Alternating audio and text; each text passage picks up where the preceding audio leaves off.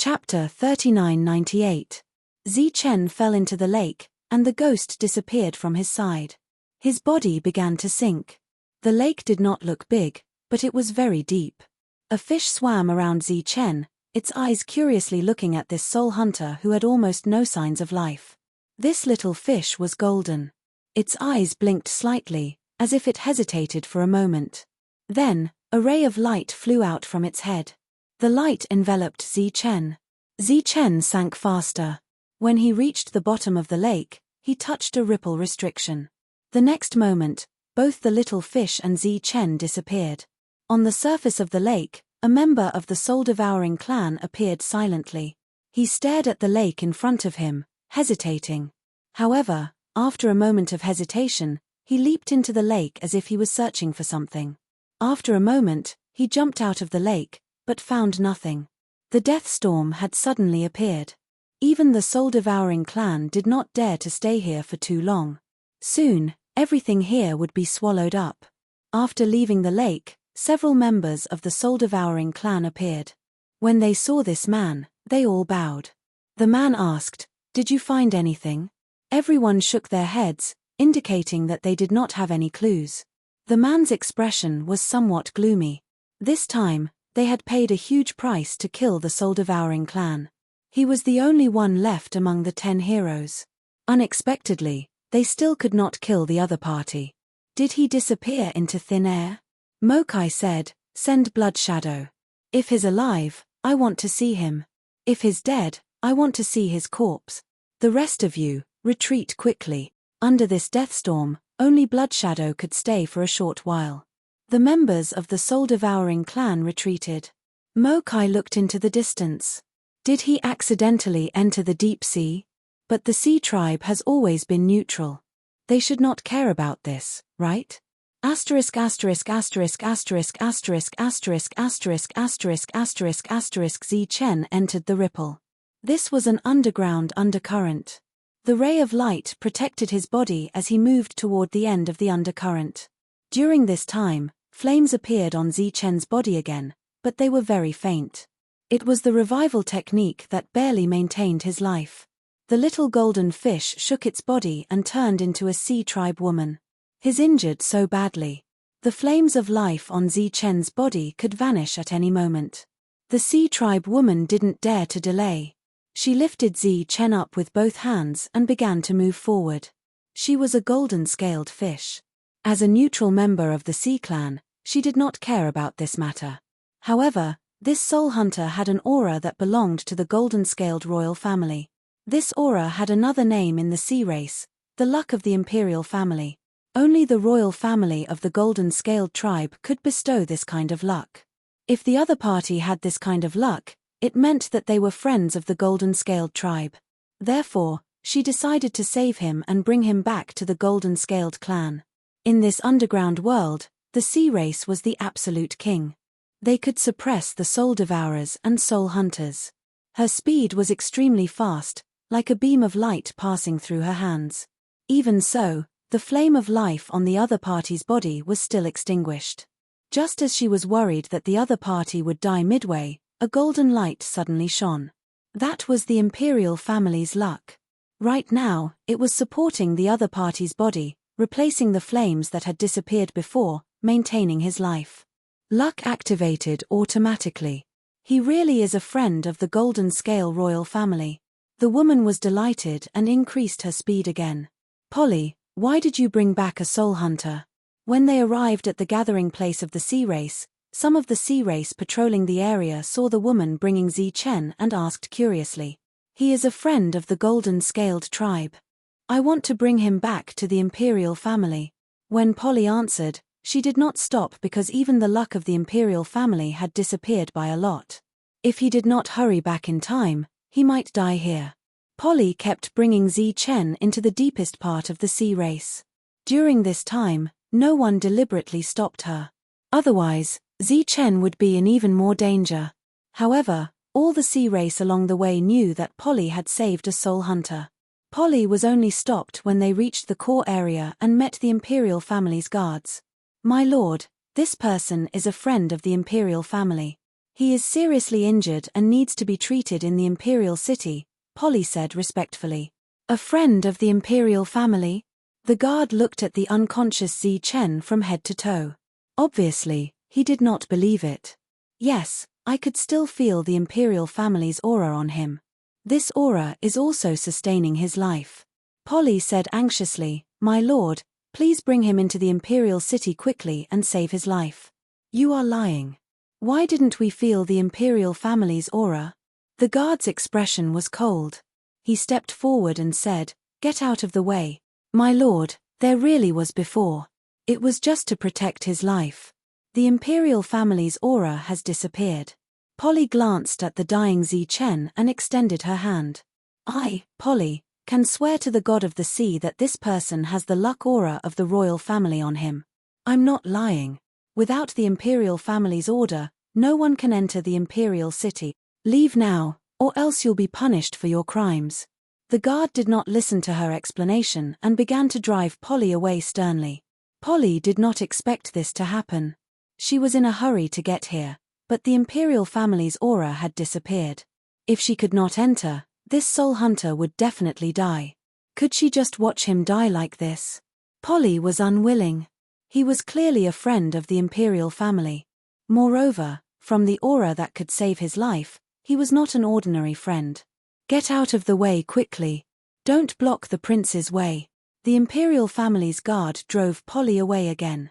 This was because a group of imperial family members was coming from afar. They were riding on sea beasts. In the middle, there was an elegant carriage. It was obvious that the people coming were not ordinary. Zi Chen's aura became weaker and weaker. Polly could not bear to see him like this. She said softly, "I will fight for you one more time. If it doesn't work this time, then there is nothing I can do." She used water to carry Zi Chen and rushed toward the carriage in front. "My lord, he has the imperial family's aura. Please save him." Before she got close, Polly shouted loudly to prove that she did not have any ill intentions. The guards on the sea beasts took out their weapons and stared coldly at the approaching Polly. The leader of the guards said indifferently, "Anyone who comes close will be killed without mercy." The guards who were guarding the door immediately came forward after seeing this. They wanted to take Polly away by force. Polly knelt down. "My lord, he really is a friend of the imperial family. He had the imperial family's aura on him before, but it is gone now." "Oh, the imperial family's aura? Let me have a look." A man who was near the carriage came forward. There was a golden scale between his eyebrows. He had an extremely handsome face. Everywhere he passed, the guards bowed to him. When Polly saw the man, she guessed his identity and was even more shocked. She quickly bowed and said, "Greetings, Prince Fei." Prince Fei waved his hand and looked at Zi Chen. "It's a soul hunter. He doesn't have long to live. As for the imperial family's aura, I did not sense it." Whoosh, whoosh, whoosh. Cold light flashed all around. The guards approached and surrounded Polly and the unconscious Zi Chen. Even the prince said that there was no imperial family's aura. Naturally, there was none. As such, the other party's background was worth investigating. Prince Fei looked at Polly. "I see that you are also from the Golden Scale tribe. Why did you use a dying person to deceive this prince?" "Just to take a closer look at this prince." Polly did not know how to answer. If she did not answer properly, she might lose her life here. Suddenly, a voice sounded from the carriage. What happened? It was a woman's voice that was cold and clear. "It's a small Golden Scale tribe.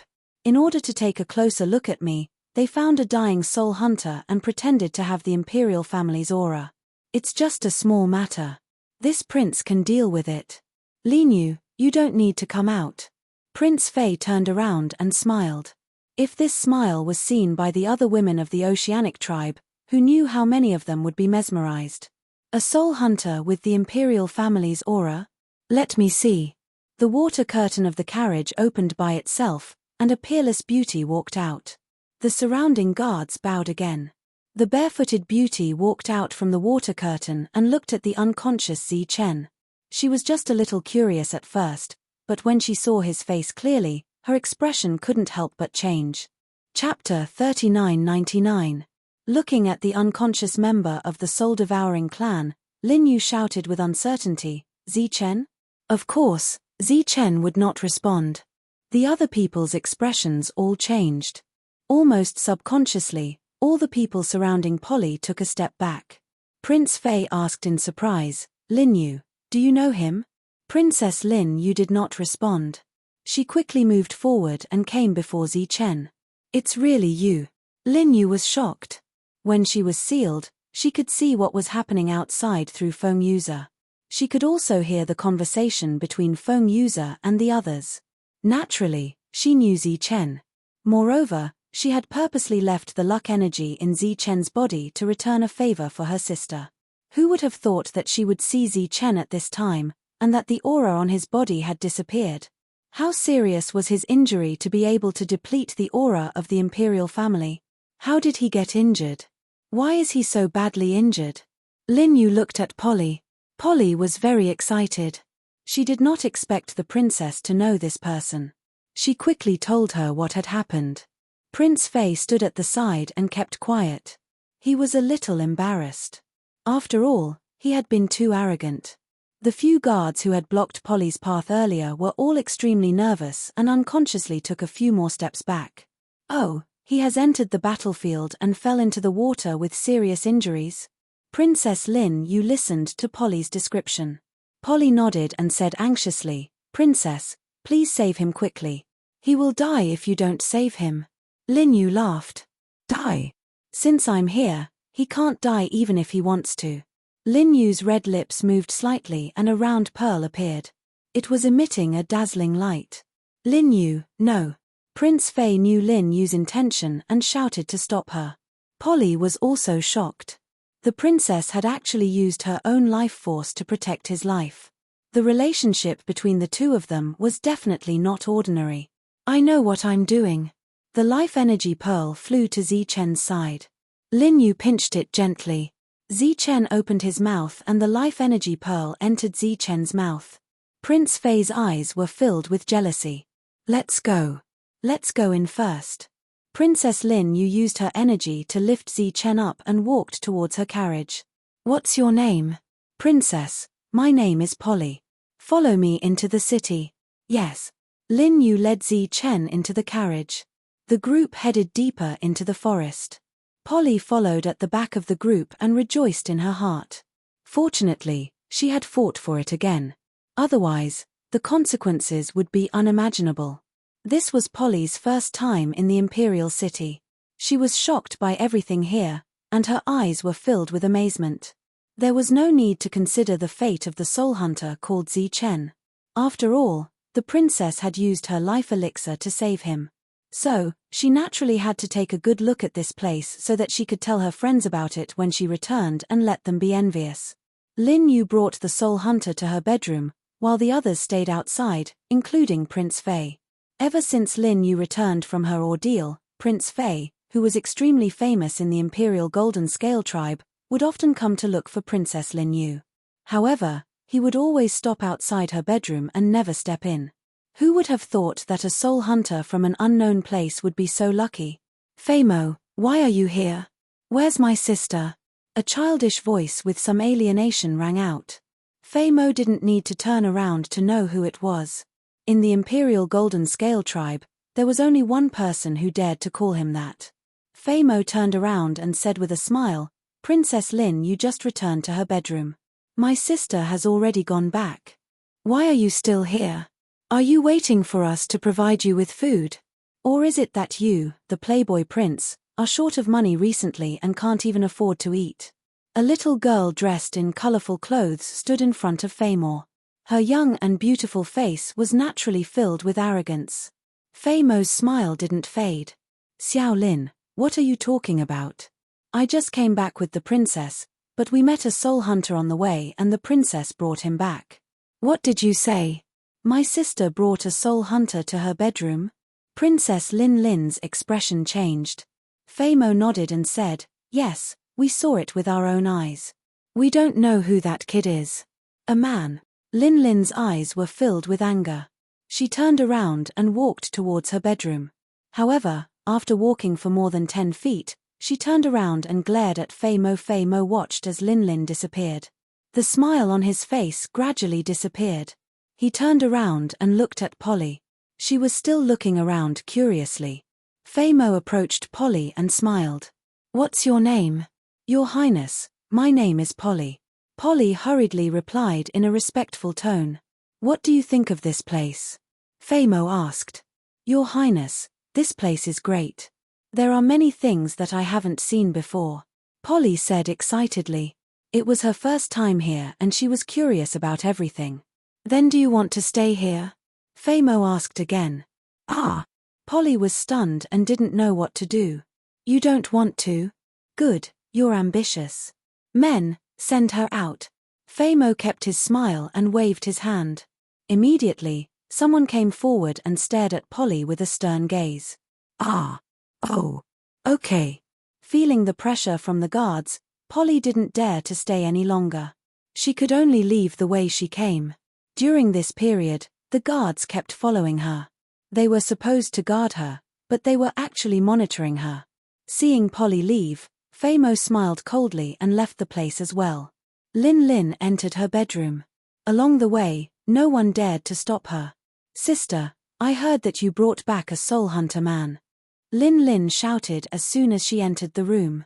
"You little girl, are you afraid that others won't know? Do you want to be louder? Let father and mother hear it too." Lin Yu's voice sounded from the room.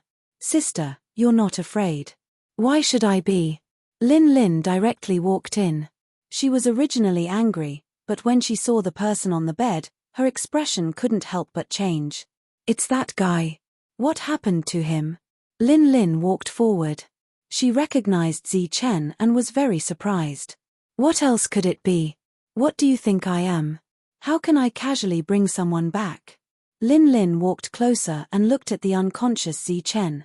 After confirming that he was fine, she couldn't help but snort. "This guy doesn't look like much. He's actually injured so badly. How embarrassing." "Hee hee." Lin Yu looked at her. "You seem quite happy." "Of course I'm happy," Lin Lin said gloatingly. "Sister, you don't know how arrogant he was last time. He kept mumbling in front of me that he wanted to eat me. He only has himself to blame for today's miserable state." Then, she turned around and looked at Zi Chen. She opened her mouth and revealed her white canine teeth. Eat you, I want to eat you." Lin Yu reached out her hand and tapped Lin Lin's head. "You little girl, don't make a fuss here. Let him rest. I'm curious, who beat you up so miserably? I must go and thank him properly." Chapter 4000. Princess Lin Lin was very curious about who could injure Zi Chen. After all, the last time they met, this guy was quite capable. She was very curious, so she sent someone to ask around. However, she wouldn't have known if she didn't ask around. The moment she did, Princess Lin Lin was shocked. She went to her sister's bedroom again and lowered her head to look at Zi Chen, who was still unconscious, with a look of surprise in her eyes. Of course, she looked more like she was looking at a monster, as if she was looking at a human-shaped water monster. "What's wrong?" Lin Yu noticed her little sister's abnormality. "This guy killed 9 of the 10 heroes of the soul-devouring clan." Lin Lin pointed at Zi Chen and said, "And his alone. Do you think he's transformed from the Sea Clan's water monster?" Since he could enter the canyon battlefield, Lin Yu guessed that Zi Chen had advanced to the Earth Soul realm. However, she didn't expect Zi Chen to be so strong that he could kill 10 of the 10 heroes by himself. Although the Sea Clan had always been neutral, they still knew the necessary information. Whether it was the 10 heroes of the soul-devouring clan or the soul-devouring clan, they were famous existences and were the best of the best. "Are you sure?" Lin Yu asked. "I asked someone to secretly ask around in the soul-devouring clan. Of course, I'm sure. It's said that the soul-devouring clan sent many experts, including heavenly souls, to set up a trap to kill him. They even fought a decisive battle with the soul-devouring clan at the One-Line Sky. They suffered great losses in that battle, but Zi Chen, who was their target, suddenly disappeared." Lin Lin said, "Now, some of the soul-devouring clan have begun to suspect that the Sea Clan saved him." Lin Yu looked at Zi Chen. No wonder his injuries were so serious. It was a miracle that he could hold on until she appeared. She suddenly thought of Foam User.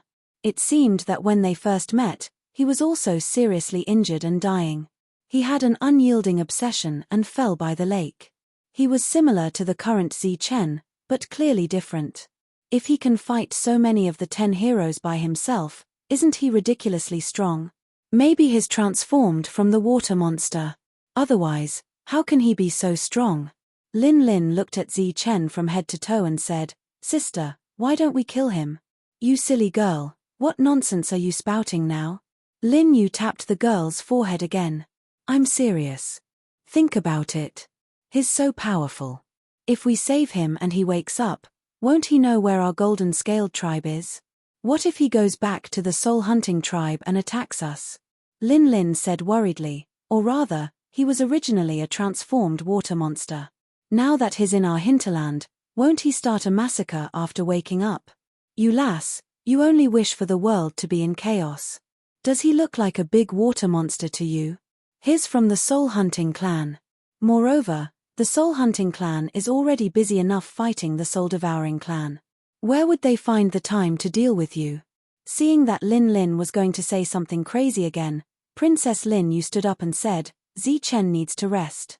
You should go back now. Cultivate well and don't let your little head think too much. He's been asleep for a few days and he still hasn't woken up. I'm really doubting if the news is true."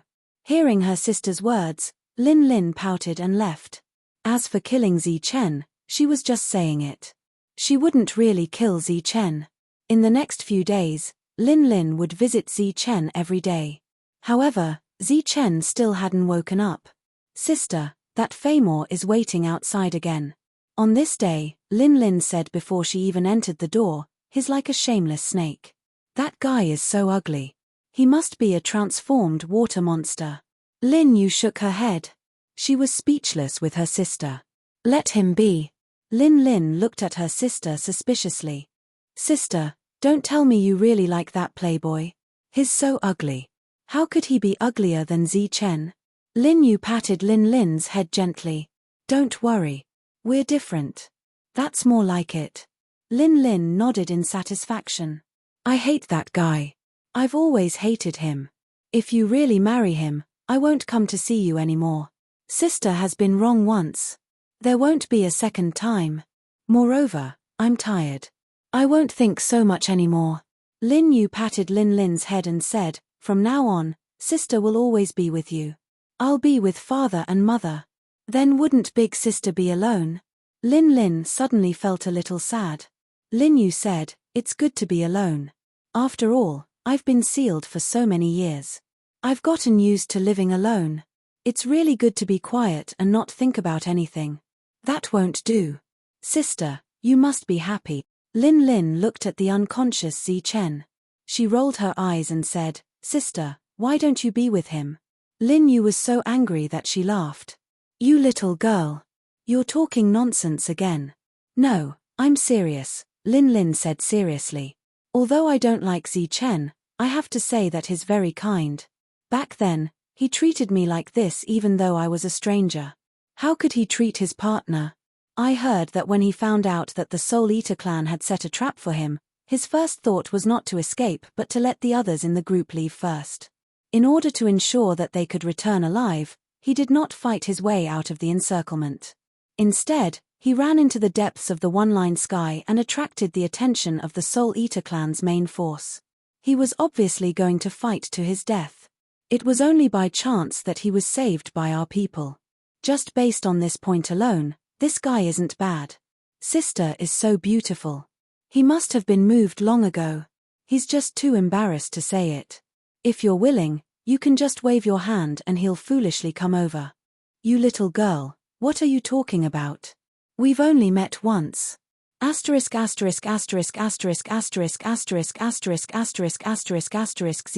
opened his eyes and saw the exquisite glazed flower ceiling. His eyes were blank and he had not regained consciousness. "I'm not dead."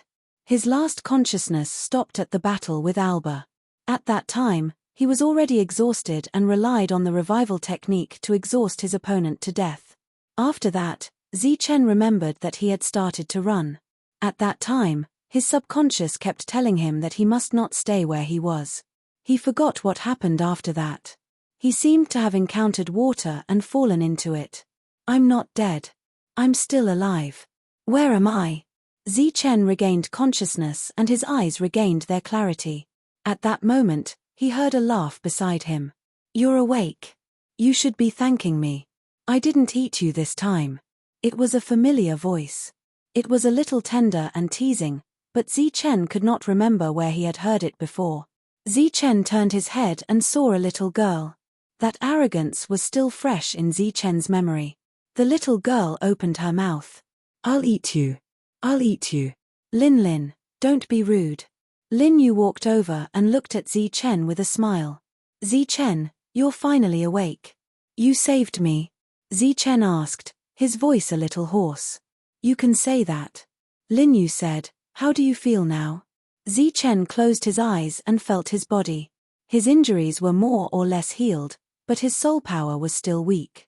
Moreover, there seemed to be an inexplicable power in his body that was rejecting his body.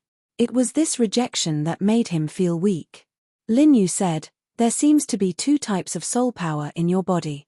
These two soul power are constantly fighting, causing you to be unable to wake up for a long time. One of the soul power is yours, while the other comes from somewhere else. They both seem to want to take over your body. Before you woke up, they were always fighting. Chen also felt the abnormal changes in his body, but now that he was awake, his soul power could take the lead. I'm fine now. Why aren't you getting up? This is my bed. Lin said unhappily. Do you want to sleep on it for the rest of your life? Lin Yu's face turned slightly red, and she turned her head away. Chen thanked her again. He sat up and wanted to get off the bed, but his head was heavy and his feet were weak. He almost fell. Don't listen to Lin, there are still many rooms here. Lin Yu went forward to support Chen. A fragrance entered Chen's nose. Thank you. Chen thanked her again. Chen, you don't have to be so polite. I'm Lin Yu, and she's my sister Lin. You've met before. Now that you're in the imperial city of the Golden Scale tribe, it's safe here. You can rest assured. Lin Yu helped Chen forward a few steps and said, you saved us last time, so it's only right that we help you this time. You don't have to be so polite. Lin said, we're even now. Don't say that I owe you anything in the future, because I didn't eat you this time. I'll eat you. Chen looked at the little girl and said with a smile, I didn't expect you to have such a big appetite when you're so small. Lin snorted and walked away. Not long after, more than 10 maids followed behind her. Each of them was carrying food. Obviously, they were preparing food for Chen. Chen sat down. He had just woken up and his stomach was empty. He really needed to eat, so he didn't hold back. Looking at Chen's miserable eating manners, Lin said unhappily, hey, you're not a hungry ghost. Can't you be more polite? Chen, who had recovered a lot of strength, said with a smile, I've been on the battlefield recently, so I'm used to it. Lin emphasized, you've been lying in bed recently. You're right. Thank you, little girl. Chen raised the food in his hand and waved it at Lin. You're the little girl. I'm the one who announced it. You have to call me princess. Lin protested. Okay, little girl. Yes, princess. Princess. Okay, little girl, princess. Lin was so angry that she wanted to hit someone. Lin Yu covered her mouth and chuckled. Although he could move, Chen still stayed in this room. Lin Yu, on the other hand, went to stay next door.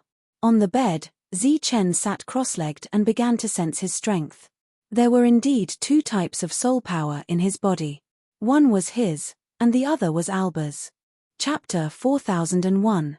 Thinking back to the battle back then, when Chen was exhausted, Alba, who had been tailing him, wanted to devour Chen's power for himself, but he didn't succeed. It was also at that time that Chen used his revival technique. To him, it was a flame of life force that could stimulate his potential and restore his body. However, when it fell on Alba, it became a poisonous flame that burned away his soul power and life force. At that time, There was also a power that appeared from Alba's body. It followed the burning flames and entered Zichen's body. At that time, Zichen wasn't very conscious, so he didn't sense it carefully. Now, it seemed that what happened back then wasn't an illusion. It really happened. Not only did Alba not devour his power, but his power was devoured by him. However, whether it was devouring, backlash, or Alba actively pouring his soul power into his body as a last resort, Zichen didn't know. He started to use his cultivation method in an attempt to refine this power that seemed to still have some consciousness. As Zichen mobilized his soul power, the power from Alba was being refined by Zichen bit by bit. Then, it became pure soul power that replenished his own soul power. His soul power grew a little stronger, but Zichen still didn't know what caused it. It was just that it wasn't realistic to refine the power that Alba left behind in a short time, so Zichen still needed some time to fully recover. The next day, the first person to arrive at Zichen's residence was Lin Lin. This surprised Zichen a little. He deliberately teased her. "I couldn't tell that you were so concerned about me. I'm concerned about your death." Lin Lin glared fiercely at Zichen. "I'm here to collect your corpse. It seems very unlucky. May I know when you'll die?" This little girl is really vicious, but Zichen didn't mind. He said, "How's the situation now?" "What's the situation?" "Death Canyon, how's the battle between the soul hunters and the soul devourers?" Lin Lin said, "We are the Sea Tribe. Your life and death battle has nothing to do with us. We never interfere in any battle and maintain absolute neutrality. Even if you don't participate in the battle, you should have some information, right? What's the current situation on the battlefield?" Zichen asked again. No comment. Lin Lin raised her head and said proudly, "This is a secret. Why should I tell a soul hunter like you? After the last great battle, perhaps because both sides suffered heavy losses, they are currently in a state of truce. Very few people have entered the canyon, and they don't even have the necessary probing." Lin Yu walked in from the door. She already knew about this news, and it wasn't important, so it wasn't a big deal to tell Zichen. Although the sea race maintained absolute neutrality, they still collected all kinds of information about the two races. For example, news of Zichen's incident had long spread among the upper echelons of the Sea Tribe. He had single-handedly killed 9 of the top 10 talents of the Soul Devourer clan. Just this battle prowess alone was enough to shock them. Now, the Soul Devouring clan still had not given up on looking for Zichen. They wanted to see him, dead or alive. Some of the Soul Devouring clan had even tried to contact the Sea Tribe to get some information from them, but to no avail. The Sea Tribe's neutrality wasn't just for show. Lin Lin was a little dissatisfied with her sister for telling Zichen everything so easily. A few days later, Zichen started to move around. Lin Yu took him on a tour of the Imperial City. The level of luxury here was an eye-opener for Zichen. His strengthened soul power took the lead, and the speed at which he refined Alba's soul power was significantly faster. Asterisk asterisk asterisk asterisk asterisk asterisk asterisk asterisk asterisk asterisk Princess Lin Yu is very beautiful. She's not arrogant at all. She even smiled at me. Polly looked at her friends in front of her and said excitedly, "That soul hunter is the princess's friend. I saw the princess trying her best to save him." A young man whispered, "Polly, is this the reason why you left your post without permission?" Polly said unhappily, "That's not the reason." "Xiao Guang, don't you believe me?" "Of course, I believe you." The young man named Xiao Guang nodded quickly. "I believe everything you say." Polly looked at the others. They were all young men and women, and they nodded as well. Even though they had heard this story dozens of times, they were already sick of it. "That's more like it. The vice commander knows about this too. That's why I wasn't punished."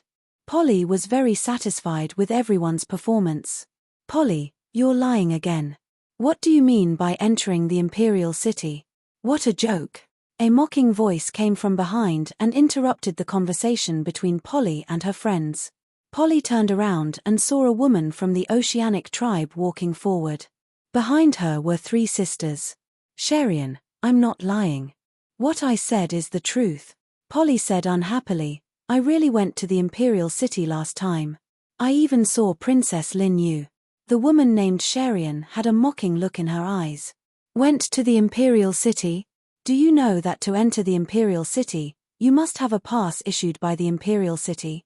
If you want to see the princess, you must have the noblest Imperial pass. Which of these two do you have? Polly was momentarily speechless. She did not have either of these. Sherian continued, aren't you just trying to get away with your dereliction of duty? Why find such a lousy excuse? This isn't an excuse. It's the truth. I saved Princess Lin Yu's friend. Polly said anxiously, I saw them outside the Imperial City. Other than Princess Lin Yu, Prince Fei was there too. I didn't need anything to see them. Haha, what a ridiculous excuse. If you saved Princess Lin Yu's friend, it would be a great achievement. Why didn't the princess let you stay in the Imperial City? Polly recalled what had happened a few days ago. When she entered the Imperial City and was outside Princess Lin Yu's room, Prince Fei gave her a choice and asked if she was willing to stay. She hesitated then. Of course, that might not be a choice at all. You said you saw Prince Fei. What right do a lowly person like you have to stand beside Prince Fei? Sherian snorted coldly. Now, just wait for the punishment of the enforcers. Prince Fei was extremely popular in the Golden Scaled tribe, and was deeply loved by many girls. Every time he went out, there would be many rumors, such as how kind and humorous the prince was. Polly used to be like the others, silently admiring this prince in her heart. However, after seeing the prince last time, to be honest, she did not have a good impression of him. In the past few days, Polly had not told anyone that she had seen Prince Fei. Even in the exaggerated versions of the story, he was not mentioned. She only said it in a moment of desperation today. Everyone's expression changed. At this moment, they did not know if it was true or not because Prince Fei was mentioned in Polly's story. Sherian said indifferently, people like you don't deserve to see Prince Fei. I have already reported your fabricated excuse to the enforcers. I believe you will be punished. At this moment, members of the enforcers came from afar. The leader of the enforcers was the captain of the enforcers. When he arrived, he looked at Polly. Polly, you haven't given a clear explanation for leaving your post last time. Come back with me now. Polly looked at the captain and said, when I came back last time, I already explained to Deputy Commander Parson.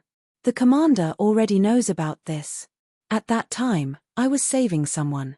The commander did not convict me. The man said indifferently, you didn't give a detailed explanation. Moreover, we suspect that you are lying and deceiving the commander. Come with us now. Polly never lies. Everything she says is true. Behind Polly, the young man called Little Light from before walked out. We all believe that she left the monitored ground to save someone. Moreover, she is a friend who saved the princess. Whether it is the truth or not, we will know everything when we return. The man waved his hand indifferently and said, take her away.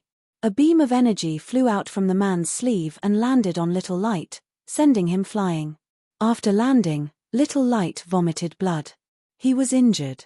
What right do you have to hit people? Little Light said angrily. The man's eyes suddenly turned cold. You dare to sneak attack the law enforcement team. Do you want to rebel? Everyone's expression changed. You were the one who attacked first. You are framing us. Charlene stood at the side, her eyes cold. How can such a person be worthy of Prince Tiffy? In the Golden Scaled tribe, the law enforcement team was second only to the royal family. No one dared to defy them. If they were really enforcing the law impartially, no one would have any objections. However, the man in front of them was Charlene's brother. Charlene and Polly were not on good terms. Once she was taken away by the other party, it would be difficult to come back. In these years, there were many cases where the law enforcement team used their power to suppress others. Little Light walked forward, his eyes firm. I believe Polly's words. She never lies. A cold smile appeared at the corner of the man's mouth. The law enforcement team is handling the case. Those who disobey will be killed without mercy. Little Light stopped, not daring to move forward. However, his eyes were fixed on the man. His other companions also did not dare to move. Take her away for interrogation. The man waved his hand indifferently. Several members of the law enforcement team walked towards Polly. Polly stood there, her face pale. She did not expect that the law enforcement team would come to settle accounts after such a long time. Seeing that Polly was about to be taken away, the others were anxious. However, after meeting the cold eyes of the law enforcement team, no one dared to disobey. If the law enforcement team was handling a case, they would really dare to kill. At this moment, a voice sounded. "You are Polly?" This voice sounded very suddenly, but it was very clear. A black-robed soul hunter male suddenly appeared here. When Polly saw the man, she was stunned at first. She felt that he was familiar. Then, her eyes lit up and she said in surprise, "It's you. You are awake." "Yes, this is all thanks to you." Zichen nodded and smiled. He asked, "What's going on?" "They are members of the law enforcement team.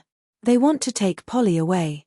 They say that she left her post last time," the injured little light said. Zichen turned to look at the man and asked, "What's going on?" "A soul hunter dares to come to the Sea Tribe's territory. Take him down." Unexpectedly, the man did not respond to Zichen at all. Instead, he planned to attack. Zichen was not angry. Something appeared in his hand and he threw it at the man. The man caught it subconsciously. Then, a cold light flashed in his eyes. "How dare you sneak attack the law enforcement team? You are courting death. Men, take him and Polly, who colluded with the soul hunters to endanger the safety of the Sea Tribe. Kill anyone who dares to resist." Zichen said indifferently, "Open your eyes wide and look at what is in your hand before you accuse me." The man opened his hand and saw a token. As the captain of the law enforcement team, he naturally recognized this token. Even if he did not, the word Emperor on it was incomparably clear. His expression changed drastically as he looked at Zichen in disbelief. "Greetings, sir." Chapter 4002. Such a scene was out of everyone's expectations until the man respectfully raised the royal token in his hand. Seeing the royal token was like seeing the royal family. The other members of the sea folk were shocked and saluted with respectful expressions. The woman called Sherian was extremely pale. She had clearly guessed the origin of Zichen, the soul hunter. "Kneeling just like that? That's not your style." Zichen looked at the man. He said, "According to my past experience, someone like you should react this way after seeing this token. Forging the royal token is an additional crime. It's the death penalty of all crimes. Sir, you must be joking. This is a misunderstanding, a misunderstanding." The man was sweating profusely. He was clearly frightened. A misunderstanding? Zichen looked around and deliberately paused on Sherian. "If I didn't appear in time, this wouldn't be a misunderstanding. Sir, it's really a misunderstanding. I came this time just to scare Polly. I didn't really mean to target her." The man looked up at Polly. "Polly, don't you think so?" "Yes, that's it." Polly quickly nodded under the man's gaze. "Tell me, is this a joke?" The man looked at the others. "Yes, yes." Polly's companions quickly nodded. However, Light hesitated and did not immediately respond. There seemed to be an inexplicable meaning in the man's eyes. Zichen looked at Light and asked, "Is this a misunderstanding?" The man also looked at Light. Light nodded and said, "It's a misunderstanding." Zichen said with a smile, "Since it's a misunderstanding, then forget it." The man finally breathed a sigh of relief. Sherian also glanced at Polly proudly with a provocative look in her eyes. The man came forward and handed the royal token with both hands. His expression was very respectful. Zichen said with a smile, "Forget it. It's fate that we met. I'll give it to you." "Ah!" The man was startled and was somewhat caught off guard. Zichen patted the man's shoulder and said, "I'm really giving it to you. I still have many of these things. Oh, I forgot to tell you. I'm good friends with Princess Lin Yu, so I don't care about a mere imperial order." After that, Zichen ignored the man. Instead, he walked towards Polly. "Hello, I'm Zichen. Thank you for saving me last time." It was rare for Polly to blush. Little Light ran over from a distance and looked at Zichen vigilantly. As for the others, they all looked at Zi Chen curiously. Obviously, what Polly said was true. Are you all Polly's friends? Polly was a little reserved. Zi Chen looked to her side and asked her friends. Everyone immediately nodded, and then one after another, they all seemed very excited. Many of them were seeing soul hunters for the first time. I'll treat you guys to a meal. Is there a suitable place?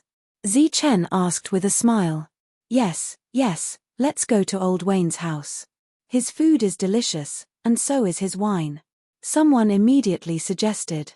The others nodded in agreement. Zi Chen looked at these young people in surprise. Are you sure you can drink? Why not? I'm 100 years old. Me too. You don't look much older than us. If you can drink, we can drink too. They chatted excitedly and led Zi Chen away. The man still stood in the distance and didn't leave. It wasn't that he didn't want to, but he didn't dare to. This fool really knows nothing about the Sea tribe. He gave away an imperial order just like that. Shailian walked up and looked at Zi Chen's disappearing figure and said sarcastically, "Slap." A 5-finger mark appeared on Shailian's face. Shailian was stunned. She covered her face and looked at her brother in a daze. Fool, do you think we got a huge advantage? What is this? This is an imperial order. Do you dare to take it if I give it to you? Holding the imperial order in his hand, the man felt like he was holding a hot potato. He didn't dare to take it, but he also didn't dare to throw it away. In order to help you vent your anger, I actually provoked such an existence. This is going to be troublesome. Fool, you didn't even look at the cause and effect before doing something. The man took the hot potato and left with the other members of the enforcement team. At this moment, he seemed very worried. Old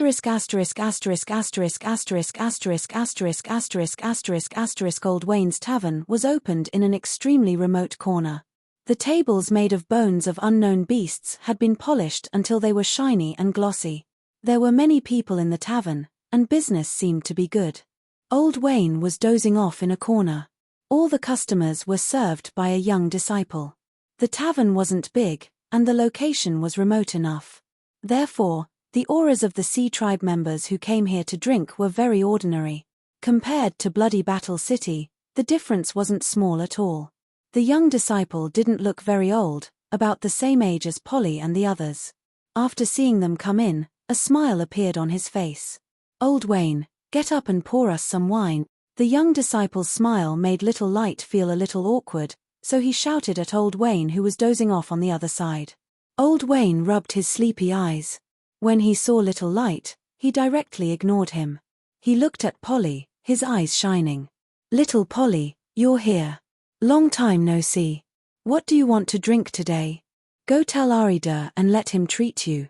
TSK, no matter how I look at you two, I feel like you're a match made in heaven. On the other side, the young disciple, Arida, smiled shyly at Polly. Old Wayne, you old thing, don't look down on us. We're not here to drink your wine today.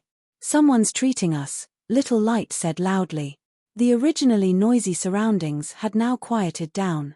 Everyone's eyes fell on Zi Chen. Although the Sea tribe members here were all in human form, and Zi Chen didn't seem to be any different from them in terms of appearance, the auras of the two were completely different. Old Wayne also looked at Zi Chen. Zi Chen faintly nodded at him, then found a seat to sit down and said, "Bring me some good wine." Little Light looked at Old Wayne provocatively, then sat down next to Zi Chen. At this moment, he felt that he had gained a lot of face, because he no longer had to look at Old Wayne's face and listen to that old thing matchmaking for his disciple. Arida, bring the wine. You're a bit slow. Little Light pretended to be an old man and said. The others didn't say anything in the end, because Zi Chen clearly didn't look like someone to be trifled with. Furthermore, since he could swagger here to drink, he naturally didn't have to worry about the enforcers. They were almost certain that this wasn't a soul hunter who had rashly barged into this place. Perhaps because someone was paying the bill, Little Light was very confident and his voice was exceptionally loud. After drinking a glass of strong wine, Little Light's cheeks flushed red. He looked at Zi Chen and pretended to be an old man, saying, "Brother, I really have to thank you this time. If it weren't for your appearance, The consequences would have been unimaginable. Chen smiled faintly. Little Light picked up another glass of wine, took a big gulp, and said, "But there's one thing you didn't do well. You could have given the Imperial token to anyone, but why did you give it to Gabby? He's already so arrogant without the Imperial token. With the Imperial token, won't he be even more lawless in the future? No matter how many Imperial tokens you have, you can't waste them like this." Chen said in a low voice, "Actually, I lied to him. I only have one Imperial token, just that one." Little Light's eyes changed as he looked at Chen, as if to say, "Are you an idiot? You only have one Imperial token, and you gave it to someone else." The tavern's door suddenly opened, and a cold aura came out. Chapter 4003. A cold aura poured in, and the tavern immediately became silent out of fear, because everyone recognized the origin of the armor on the other party's body. Even the somewhat drunk Little Light became sober at this moment. It was a member of the enforcement team, and that was the enforcement team's armor. That fully armored being swept his gaze around, and no one dared to breathe too loudly. Finally, the other party's gaze fixed on Chen, because his aura was too conspicuous. "Sir, are you here to drink?" Old Wayne left the counter and greeted him. He didn't know if it was an illusion, but when Old Wayne stepped forward, the cold aura disappeared. "I'm here to find someone." This enforcer walked towards Chen, and stood in front of him. The little friends next to him tactfully gave up a seat for him. "Treat me to a drink?" the enforcer asked. Chen shook his head, and said, "I'm a soul hunter, and I don't have your currency." Light's eyes widened, and looked at Chen in disbelief. If not for the enforcer's presence, he would have grabbed Chen and beat him up. "Without currency, how could you treat us to a drink, and even pick the most expensive one?" Polly, on the other hand, didn't care at all, but she was a bit nervous about the enforcer next to her, because she had vaguely guessed his identity. "Let me introduce myself. I'm Quentin, the current leader of the enforcement team." Quentin stretched out his hand, and said, "You're really not going to treat me to a drink?" Gasps could be heard from all around. The leader of the enforcement team was a real big shot, and he actually came to such a remote tavern, and even asked for a drink from someone else. Normally, if this big shot wanted to drink, he only needed to express a thought, and who knew how many people would rush over to treat him. Light was shocked by the other party's identity, and was afraid that Chen wouldn't say anything nice, so he hurriedly winked at Chen, but Chen didn't seem to notice. He was very anxious, and looked at Old Wayne, and gestured with his mouth, but Old Wayne didn't respond. In the end, Xiao Guang hurriedly said, "I'll treat you to the wine today. Drink as you please." Chen turned around and glanced at Xiao Guang, giving him a "you're very tactful" expression, then continued, "You heard that right? I'm here to freeload the wine, so there's no need for you." He rejected the other party once again and did not shake hands with Quentin. Everyone was stunned. Even this was not enough. Wasn't this soul hunter a little too unreasonable? Little Light was so angry that he wanted to hit him. Why was his brain so muddled? Quentin didn't mind. She smiled faintly and said, "Then let me treat you to a drink." Everyone was a little confused. "What's your reason?"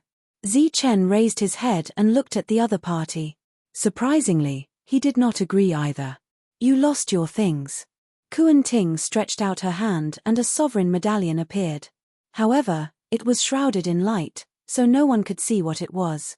Otherwise, it would definitely cause an uproar. Chen glanced at Quentin and said, "I didn't lose it. I gave it away." Xiao Guang and the others could not see the sovereign medallion clearly, but from the conversation between the two, they could guess what it was. All of them were extremely shocked. Previously, Xiao Guang had said that Chen should not give away such a valuable thing so casually. Who would have thought that in the blink of an eye, the highest leader of the enforcement team would return the item? Moreover, it was clearly a gift, but this attitude was somewhat thought-provoking. "It's returned to its rightful owner," Quentin said. "On what basis?" Chen looked at the other party. The conversation between the two confused many people. Moreover, everyone present believed that leader Quentin should have never met a soul hunter with such a bad attitude. "On the basis of this set of armor on my body." Quentin pointed at the armor on her body and said, I just came back from patrolling outside and heard your nonsense, so I didn't even return home and hurried over. My man is in the wrong, but he shouldn't be treated like this. If you want to punish him, I have no objection. But if you want to take his life, that's not allowed." Everyone was at a loss, including Xiao Guang. Only the intelligent Polly vaguely guessed the reason, and her expression could not help but change. At first, she did not understand Zichen's actions. Why did he give the precious sovereign medallion to Gabby? Could it be that he saw the threat in Gabby's eyes and tone, and was worried that Gabby would settle accounts later, so he befriended him? Now she understood that Zichen did not have the right to give away the sovereign medallion at will. This was not befriending him at all, but killing him. Using the sovereign medallion to kill someone, he did not want Gabby to live. It seems that such a person in your team has a lot to do with your character. Zichen looked at Quentin and said, "I think with your character, you are not suitable to be a leader at all." Quentin said indifferently, "Why? Do you think this little thing has such great power? First kill someone, then cut off my future path?" Zichen shook his head and said, "That's not what I meant. Of course, there's no need for me to argue with you. Right now, I think he deserves to die, but you think he shouldn't. Who do you think should listen to?" Quentin said without hesitation, "Of course you should listen to me." Zichen's expression suddenly became serious. "Are you sure?" Quentin's eyes flickered for a moment, but she still said firmly, "Of course." "Did you ask for the details?" Zichen asked again. Quentin said, "The law enforcement team only looks at the result." Zichen nodded, indicating that he understood. He reached out and took the sovereign medallion. Just when everyone was still confused, Zichen suddenly moved. A tyrannical aura burst out, but it was restrained in an instant. Many people's expressions were a little absent-minded, not knowing what had happened. With a loud bang, the table in front of Zichen, which was made of the bones of an unknown beast, was shattered. It was smashed by Quentin's head, and wine spilled all over the floor. And Quentin herself fell to the ground at this moment. There was an uproar all around. Everyone got up and scattered, staring at Zichen warily. Polly didn't expect that Zichen would actually attack this person with such great power in an instant. She stood aside, her mind blank. Xiao Guang's face was also very pale, and there was even a hint of fear in his eyes. Usually, it was a matter of life and death to hit someone from the law enforcement team. Now that Zichen had hit the leader of the law enforcement team, wasn't this even more fatal? Quentin stood up, shook her head, and looked coldly at Zichen.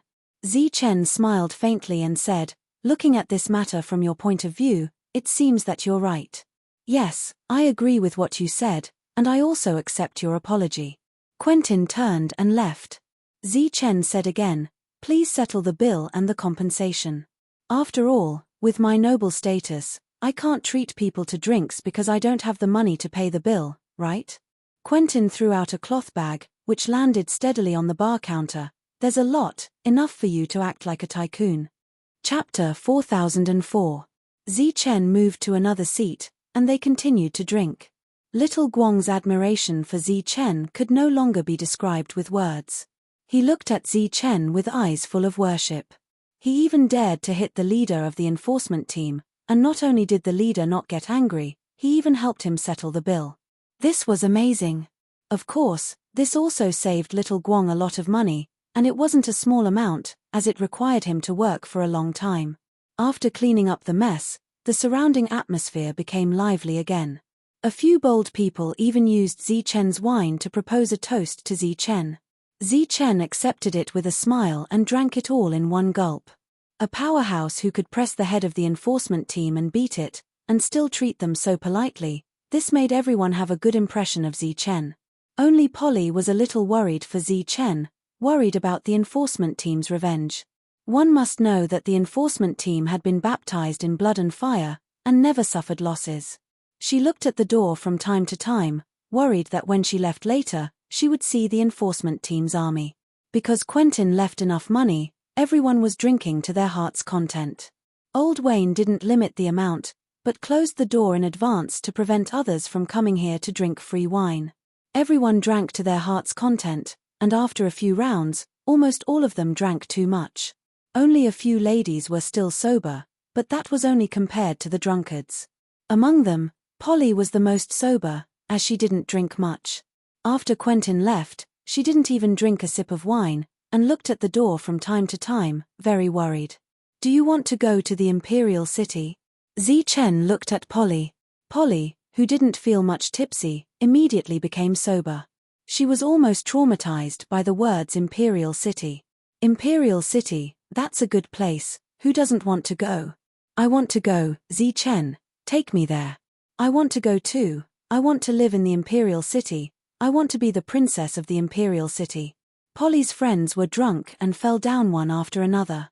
I came here to take you to the Imperial City, Chen said again. He had a good tolerance for alcohol, so he was still sober. Old Wayne looked in their direction. The little disciple's expression became very nervous. If Polly really went to the Imperial City, it would be extremely difficult to see her in the future. Polly did not hesitate and shook her head. Why? Chen asked. You don't want to go? No, I really want to go. I used to dream of going to the Imperial City. It's just that the last time I went there, and after seeing the prosperity of the royal city, I don't really want to go there anymore, Polly said. It's different this time. Not only will you go to the Imperial City, I'll help you find an even better job. It'll be very easy, and the salary will be extremely high. The two princesses, Lin and Lin Yu, you can stay with whoever you want. Before we came here, they already agreed. You just need to nod your head and agree. Chen looked at Polly and said, also, Princess Lin, you asked me to apologize to you on her behalf for not taking care of you last time. I was able to find this place today because she told me. No, there's really no need. Polly's eyes were filled with tears. She was very touched. She did not expect the princess to not only remember her, but also apologize to her. Chen looked at Polly quietly, waiting for an answer. The little disciple's expression changed again because this guest from the Soul Hunter race actually mentioned the two princesses. Old Wayne's expression remained the same. I once fantasized about going to the Imperial City, finding a job there, and then living in the Imperial City. However, I almost got this opportunity last time. Although I missed it in the end, after I came back, I thought about it carefully. If I had really stayed in the Imperial City, would I have been happy? Polly asked and answered her own question. She shook her head and said, no, because I would lose a lot of friends, I would lose a lot of happiness, and I would even feel lonely. In fact, I belong here. I'm the Polly of this place. If I go to the Imperial City, I won't be used to it, and I won't be happy. Have you really decided? Chen asked again. You can think about it again. There's no rush to answer.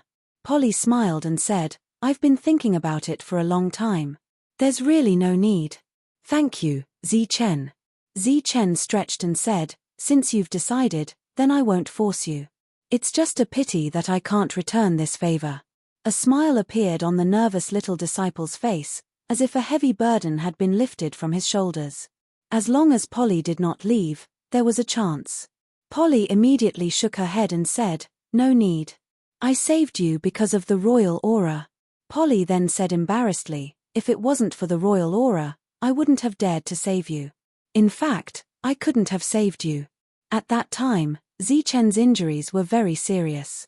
Only the people from the Imperial City could save him. You really don't want this favor? Polly shook her head firmly, but soon she hesitated again, as if she had something to say. Speak, what's the matter? Chen smiled and said, as long as I can do it, I'll do my best. It's nothing. It's just. I want to ask, can you be my friend before you leave? Polly said carefully, I know you're a great expert, and I'm very weak. The little disciple became nervous again. Chen rubbed Polly's head across the table and said, there's no distinction between strength and weakness between friends. After you rejected my good intentions, you're my friend, Chen. It's an honor for me, Chen, to have a friend from the sea race like you. Chen raised his wine glass and said, friend, let's have a toast. Polly smiled happily. She picked up the wine glass that she hadn't touched all this while. The clear clinking sound of the wine glass rang out as Polly finished the wine in the glass in one gulp.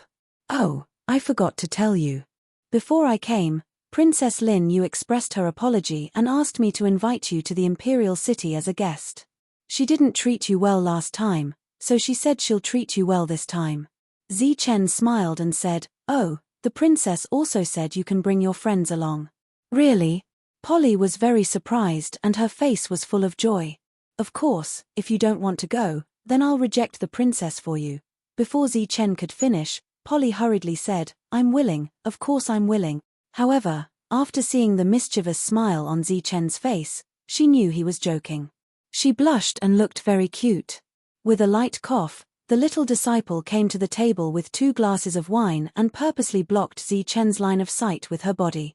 Zichen glanced at the little disciple and nodded with a smile. Then, he looked at Light, who was sleeping on the table. Chapter 4005. When the group of hungover companions woke up, they heard another great piece of news, causing them to be extremely excited. Polly, who had been on tenterhooks yesterday, looked around after leaving the tavern. When she didn't see any trace of the enforcers, she relaxed. She was very happy to go sightseeing in the Imperial City today. Her other companions were naturally very happy. "If you don't have anything else, then let's go now." Zichen looked at the excited group. Okay. Everyone nodded repeatedly. In Old Wayne's tavern, looking at his unhappy disciple, Old Wayne drank a mouthful of wine and said, "You're on vacation, so scram." The little disciple was startled. "Go. Whether or not they're willing to take you depends on your character." Old Wayne waved his hand. The little disciple, who was previously unhappy, immediately smiled and thanked Old Wayne profusely. Before leaving, Old Wayne told the little disciple to scram. The little disciple was very worried that he wouldn't be able to catch up, so he took to his heels. He arrived just in time, standing in front of Zichen and the others. His breathing was rapid, and he was panting heavily. When Polly saw the little disciple, she was very surprised. Zichen smiled faintly. Little Light's eyes, however, were somewhat disgusted. He even turned his head away, pretending not to see. The little disciple's temperament was very shy. He stood there without saying anything, just looking at Polly. Polly didn't know what to say.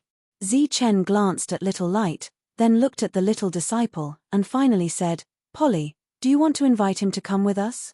Little Light still didn't turn his head, but his ears pricked up. The little disciple's breathing seemed to have stopped. He was incomparably nervous. "Can I?" Polly clearly didn't expect Zichen to ask such a question. Zichen nodded faintly. Polly smiled, then looked at the little disciple. "Ed, are you willing to go sightseeing in the Imperial City with us?" Ed nodded repeatedly, very excited. In his view, this could be considered as having received Polly's approval.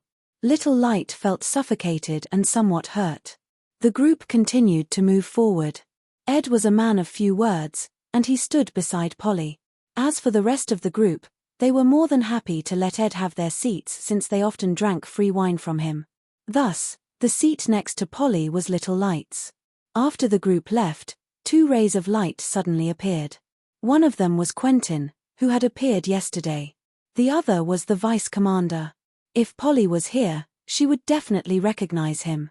He was Parson. When Polly had returned, the first thing she did was to look for the deputy commander and tell him what had happened. To the vice commander, this was an extremely small matter. Of course, he wouldn't care about it. However, if someone made an issue out of it, then it would be an extremely big matter. It was even possible that they would lose their heads. First, he invited them for a drink.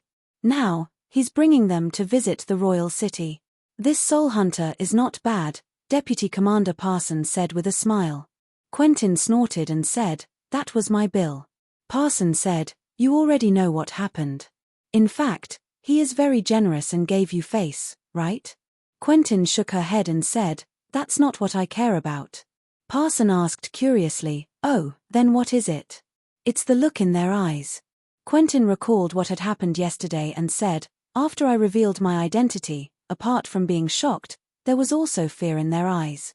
It was as if compared to that unknown soul hunter, my appearance made them feel more afraid. Then, that fellow suddenly attacked me. After the others stood up, The first thing they thought of was not to unite against a common enemy, but to stare at the other party warily. You are so strong, yet you fell. It's normal for the others to retreat. Parson said. It's not the same. At that time, I noticed that many people had complicated expressions, and some were clearly gloating. Actually, at that time, I was very disappointed. Because our enforcement team had risked our lives to protect them. Every year, there would be countless casualties, but they actually acted so coldly. Quentin scratched her head. But after that person attacked me, he told me that if you look at the problem from my point of view, then I am right. At that time, I didn't quite understand, but I was still willing to give him face. After all, he came from the imperial city. I was even willing to pay for him and let him be a generous guest. After I left, he used my money to treat others to drinks. It was said that he was very happy. When I returned, I investigated this matter carefully, not letting go of any details. Quentin suddenly fell silent. Clearly, she was very dissatisfied with the investigation. Parson glanced at Quentin and said, "Originally, you thought that it was just a small matter, and that our enforcement team had risked our lives to protect them. Everyone should understand. Even if they didn't understand, they shouldn't not cooperate with our work. But what you really didn't expect was that what you called a small matter, to others, could be a matter of life and death. If he hadn't appeared yesterday, I believe that even if that lass didn't die, she wouldn't have the courage to live on." Quentin looked forward and said, "So, we were wrong." Parson said, "The enforcers fought against the water monsters for the Sea Clan and ensured the safety of the area. Countless comrades died on the battlefield. Of course, there was nothing wrong." The vice commander changed the topic and said, "But we bullied the weak, using the name of the enforcers for personal gain, using our power to oppress others. This is wrong." Quentin suddenly said, "So that's how it is." The vice commander said again, "I forgot to tell you. That young man called Zi Chen was saved from the battlefield. It is said that he killed 9 of the top 10 talents of the soul-devouring clan by himself. Now, only Mo Kai is still alive. The sneak attack you mentioned earlier is actually not accurate. He has absolute strength to defeat you. Actually, yesterday's matter can be considered as an example for you, leader. That is, he doesn't use his power to oppress others. Even if he has absolute strength, he is still willing to reason with you and distinguish between right and wrong, and not blindly protect his subordinates." Quentin's expression changed. 1 against 9? His face was a little pale. This was because his dream had always been to challenge the elites of the 2 clans. At the same time, he could prove to them that the Sea Clan was extraordinary. But the person he met yesterday had actually killed 9 by himself. What kind of battle strength was this? He originally thought that yesterday was a sneak attack by the other party, and he was very unhappy. Arriving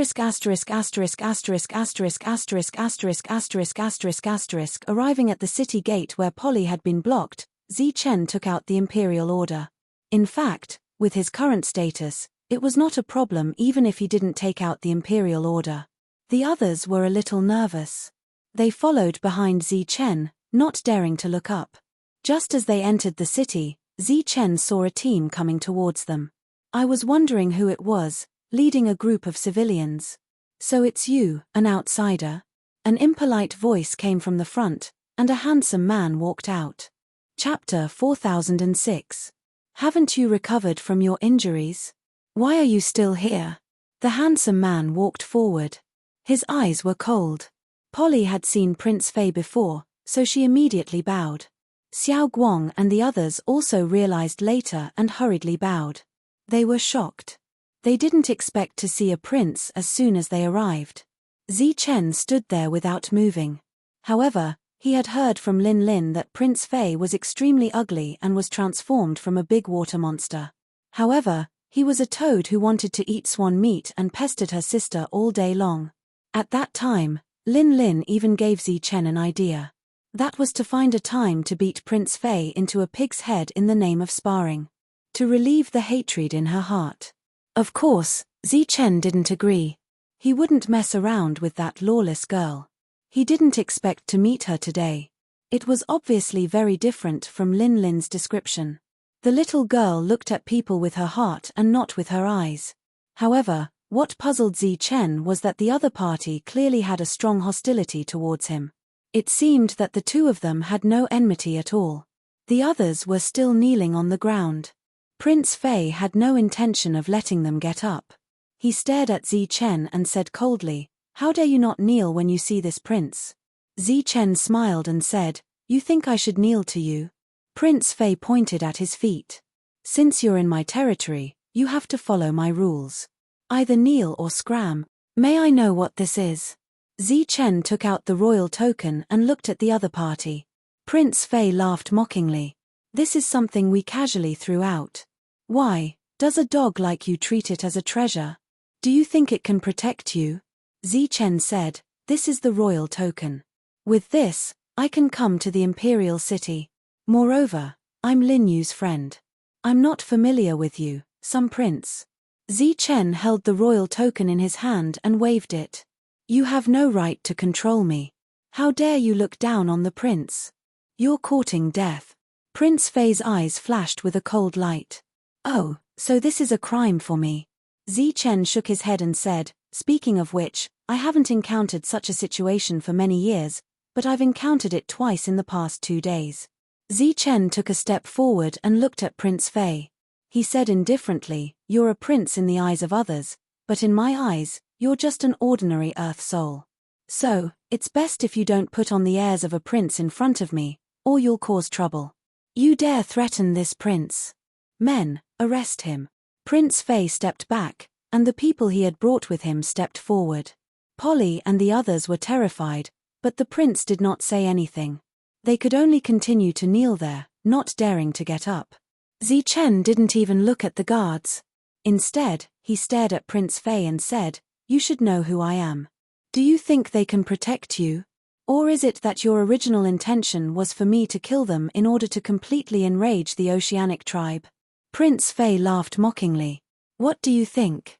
Zi Chen said, "I think you've overestimated yourself. What if they can't protect you? Or what if I kill you in an instant? Or do you think that the heavenly soul guarding the imperial city can react faster than me, and can rescue you immediately?" The mocking smile on Prince Fei's face froze, and his expression changed. He naturally knew about Zi Chen, and he was also aware of his battle achievements. He could kill 9 elites of the soul-devouring tribe by himself. Prince Fei believed that his battle prowess was extraordinary, but he didn't dare to say that he could defeat Zi Chen. Seeing the change in Prince Fei's expression, Zi Chen said, "You don't even dare to take a gamble. Looks like you care about your life very much. Since you're so afraid of death, then don't provoke me in the future. Why don't you just be a playboy and drink yourself to death every day? Why do you have to seek death? Are you tired of living? You're seeking death. This guy has offended your superior. Attack." Prince Fei was enraged.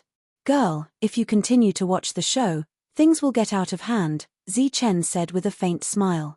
"Stop, all of you." A tender but dignified voice rang out, and Lin Lin appeared from the darkness. "How dare you attack our golden-scaled royal family?" Lin Lin looked at the guards who were about to attack.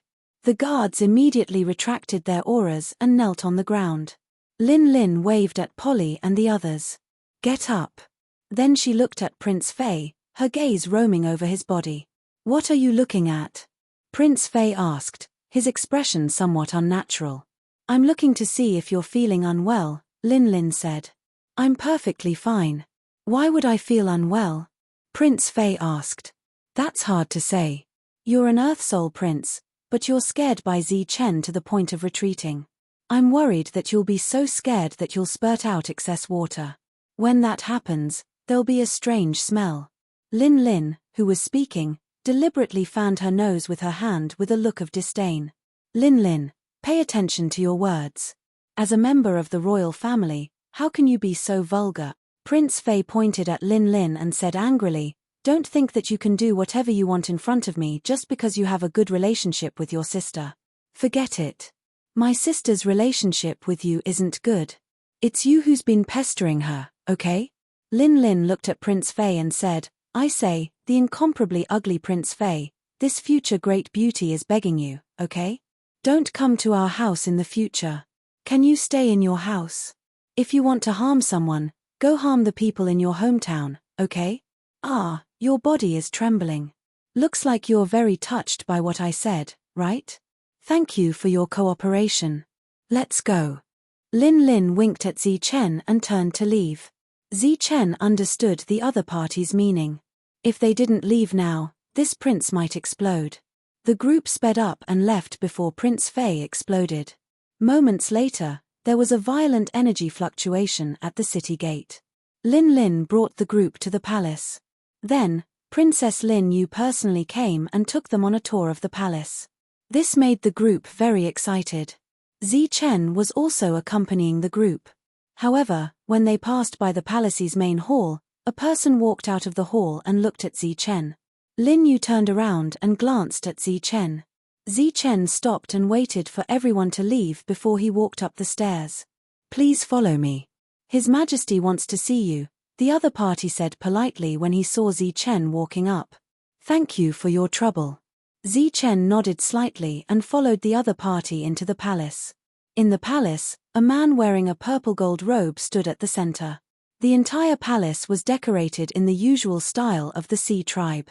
It was decorated with gold and jade and was full of nobility. Chapter 4007. The man in front of him was the king, Lin Yu, and Lin Lin's father. He did not deliberately release his aura, but when he looked at Zichen, he felt his breathing quicken. Zichen cupped his fists and bowed instead of kneeling. Zichen greets the king. The king waved his hand, indicating that Zichen did not need to be so polite. Naturally, he would not blame Zichen for his etiquette. What do you think of the Sea clan? The king asked. Pretty good. It's quiet and peaceful. It's a pure land, Zichen said after thinking for a while. This is just on the surface. In fact, the reason why the Sea clan chose to be neutral in the battle between the two clans is because they have their own dangers. The king stared outside the hall. They are water monsters, or sea monsters. Most of them are not very intelligent, but they are extremely powerful. They are the greatest enemy of the Sea clan. The number of Sea clan members who die in battle every year is no less than the two clans in the Scarlet Canyon. It was not the first time Zichen had heard the term water monster. He did not expect it to be the greatest enemy of the Sea clan. It seemed that the Sea clan had no choice but to remain neutral. What do you plan to do next? The king looked at Zichen. Does the soul-devouring clan already know that I'm here? Zichen asked instead of answering. The reason for this question was because the king was asking him about his plans, not when he would return. If the king had asked about his return, the Sea clan would naturally have a way to send him back. However, the king's plan was different. In order to deal with you, a heavenly soul from the soul-devouring clan gave up all his authority. The other heavenly souls of the soul-devouring clan were mobilized, and countless earth souls came. In the end, the soul-devouring clan suffered heavy casualties, and your whereabouts are unknown. The king looked at Zichen meaningfully. How do you think the soul-devouring clan will feel? Zichen said, if they don't see my body, it means that I might be dead. However, they will most likely think that I'm with the Sea clan. The king nodded and said, that's right. That's the reason. The soul-devouring clan won't let this go if they can't see your body and be certain that you're dead. Zichen looked at the king and said, does the king mean that I can't return to Bloodbath City yet? The king said, the news that you are still alive must not reach Bloody Battle City. You have to give up everything you have now. Only then will you be safer. As for the news about you, no matter how it spreads in the sea race, it will never reach the two races. Zichen understood the king's meaning. He couldn't go back for the time being, and he couldn't secretly tell Shan Ya and Lan Jiu Meng that he was still alive, even if Zichen believed that the two would keep this secret for him. For safety. Not only her, but also the two of them and Zichen's other friends. If the soul-devouring clan could use his friends to threaten him once, they could do it a second time, or even more times. However, what puzzled Zichen was why the king wanted to tell him this personally. Wouldn't it be better to let Lin Yu and Lin Lin tell him? The king walked in front of Zichen, patted his shoulder, and said, go, there is no need to feel any pressure. The main reason I called you here today is to see you. After all, the current Yu is an extremely famous genius in the two races. Zi Chen scratched his head and smiled. Then, he bid farewell and left. He originally thought that the king would treat him to a meal, but it seemed that he had thought too much. Just after Zi Chen left, a graceful and beautiful woman walked over from the other side. She grabbed the king's arm and asked, "How was it?" The king shook his head and said, "It was very different from what I imagined." The woman asked, "What's different?" "It lacked a bit of sharpness and aggressiveness. He looked like a simple young man, polite, gentle, and courteous to others." The king thought for a moment and said, "He killed 9 prodigies by himself. Originally, I thought that he would have a personality like Wei Kong. So you're not satisfied?" The woman asked again. "No, on the contrary, I like his personality very much. He's like a sheathed sword. His sharpness is restrained, but once unsheathed, it will definitely shine brightly." The king smiled and said, "It's just that I'm very surprised. He doesn't show off and even deliberately hides his sharpness. Why would the soul-devouring clan feel that he's a great threat?" Of course, the soul-devouring clan is right. If such a person is an enemy, they should go all out. His Majesty sighed and said, "It's a pity that they missed this opportunity. I just don't know if we can seize this opportunity." The woman looked back outside the palace and said, "I hope so."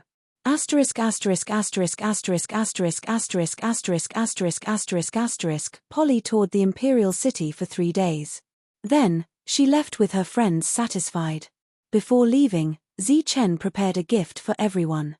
He gave Polly a protective feather coat, which looked very beautiful.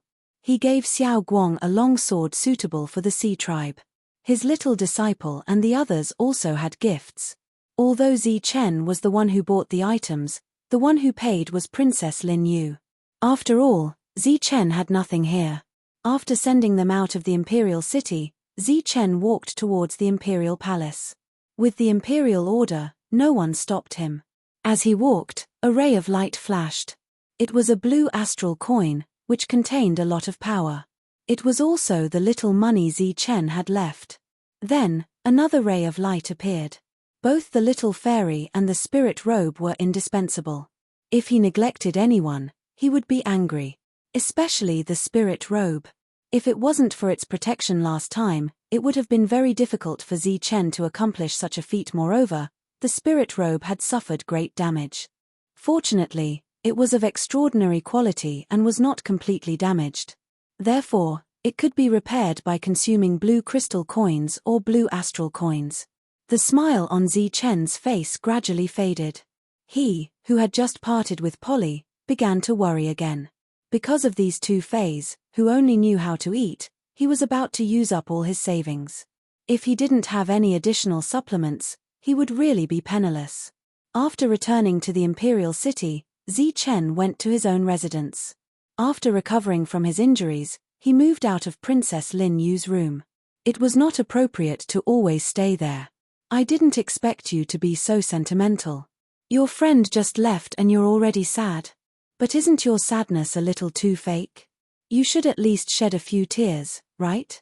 Princess Lin Lin was standing at the door unknowingly. Lin Yu was also there, looking at him with a smile. "Girl, you're really sharp-tongued. Why didn't you knock before coming in?"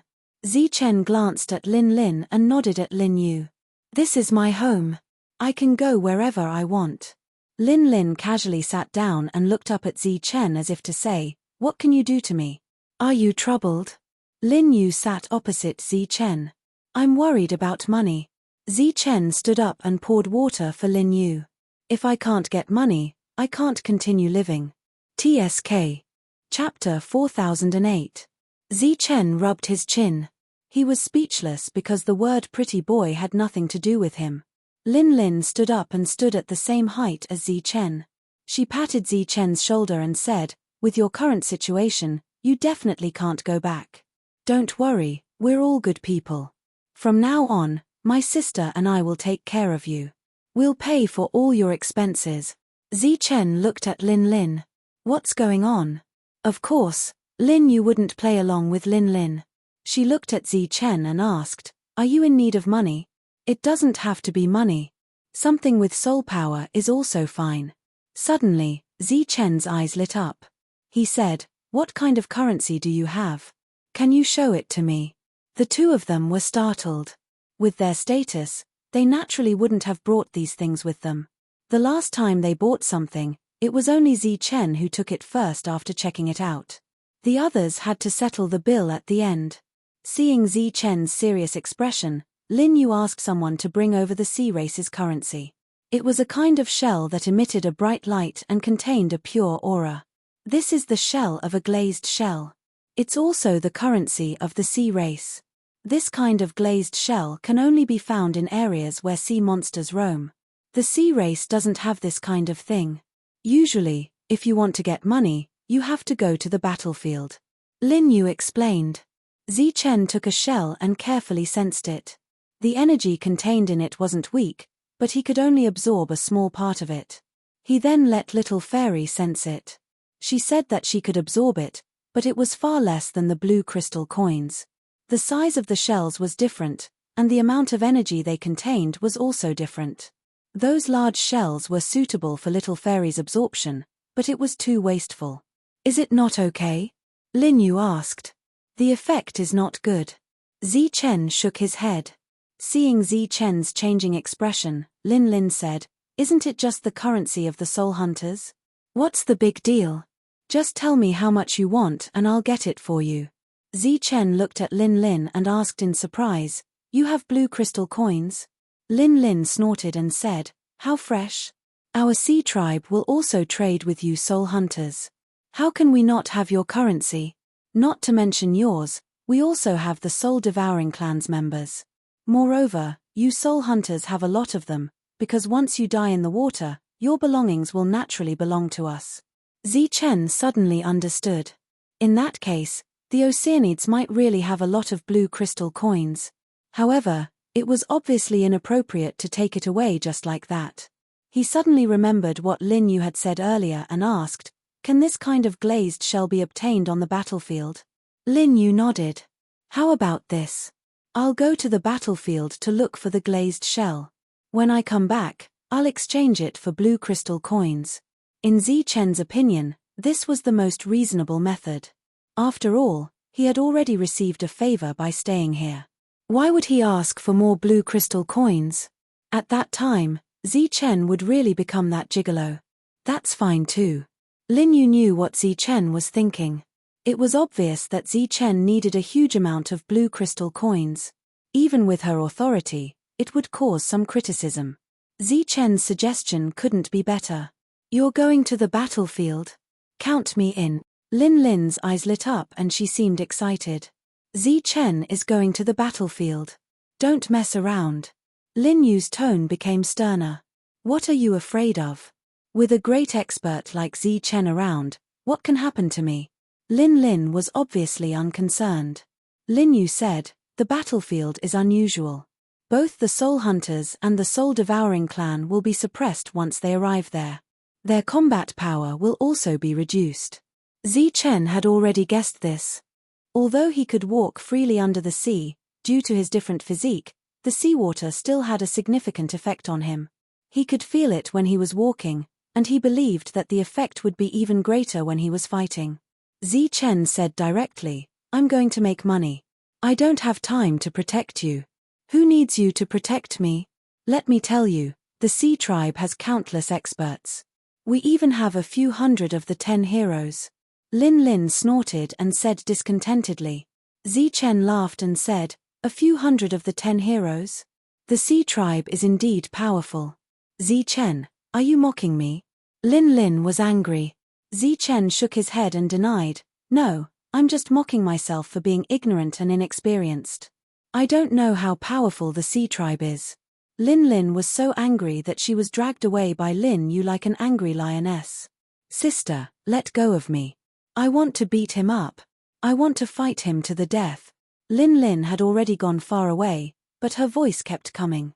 In the afternoon, Lin Yu came alone and told Zichen that everything had been arranged. He just needed to go to the battlefield. "Be careful when you enter the battlefield.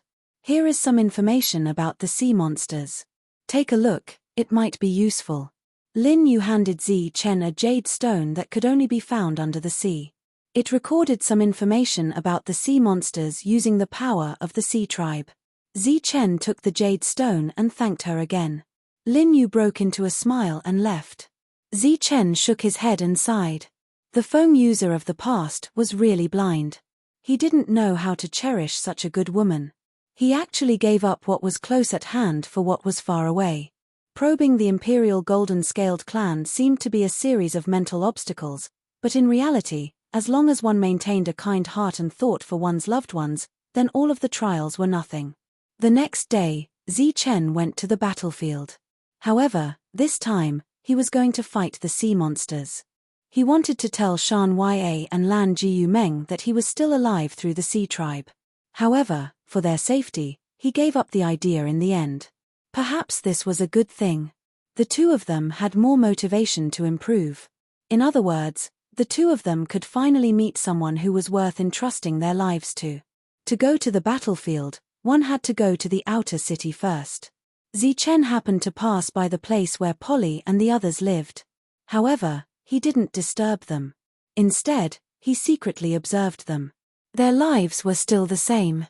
The enforcement team didn't cause any trouble. The only difference was that they now had more things to talk about. Zi Chen came to the battlefield of the Sea Tribe. There was a temporary camp here. The camp was filled with experts of the Sea Tribe. The scale of experts here could be compared to Bloody Battle City. Zi Chen's arrival attracted many surprised gazes. After all, his aura as a soul hunter was too obvious.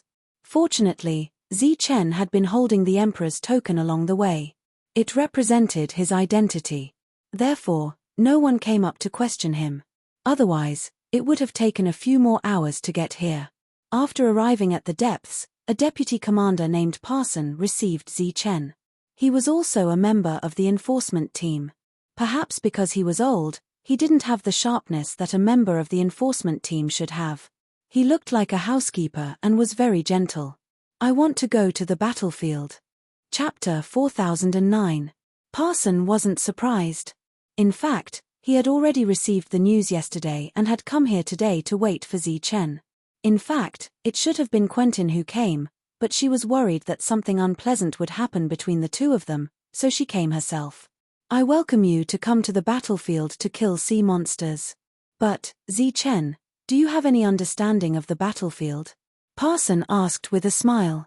Zi Chen said, I read some information yesterday, so I have a general understanding of it. Parson nodded and said, that's great. But Zi Chen, as a soul hunter, your strength will definitely be suppressed on the battlefield. You should be mentally prepared for this when you were in Death Canyon. Parson then instructed Zi Chen on a few things that he needed to pay attention to on the battlefield. He didn't explain it to show off his knowledge, but rather because he was worried about Zi Chen. He even vaguely reminded Zi Chen that he shouldn't overestimate his strength before familiarizing himself with the battlefield. Zi Chen responded with a smile, without the slightest impatience. He knew that Parson was giving way to Zi Chen, indicating that he could enter the battlefield. Zi Chen walked forward with his back facing Parson. He waved his hand and said, if I get something this time, I'll treat you to a drink when I come back. Parson smiled and said, if you can come back unscathed, I'll treat you. Zi Chen entered the battlefield of the sea folk. Before coming, he had done some homework and had some understanding of the battlefield. Sea monsters were a very special kind of underwater creatures. They were very numerous and very strong, but their intelligence was relatively low. Wherever they appeared, glazed shells would appear. Glazed shells were the currency of the sea folk. It was said that glazed shells were the favorite of sea monsters, second only to the sea folk. The number one food of sea monsters was the sea folk. After entering the battlefield, Zi Chen found that the seawater around him had become more viscous, and the gravity had also increased a lot. Along the way, there would be some sea folk. After seeing Zi Chen for the first time, they would have a trace of surprise in their eyes. However, no one came forward to question him, as if they already knew about Zi Chen's existence. The sea monsters here were just like the soul-devouring clan in the one-lined sky. They weren't easy to find, needing to continuously go deeper. After going for 4 hours, Chen found that the color of the seawater around him was becoming deeper and deeper, and there were occasional ripples in the water. He wondered if there was a battle going on somewhere else.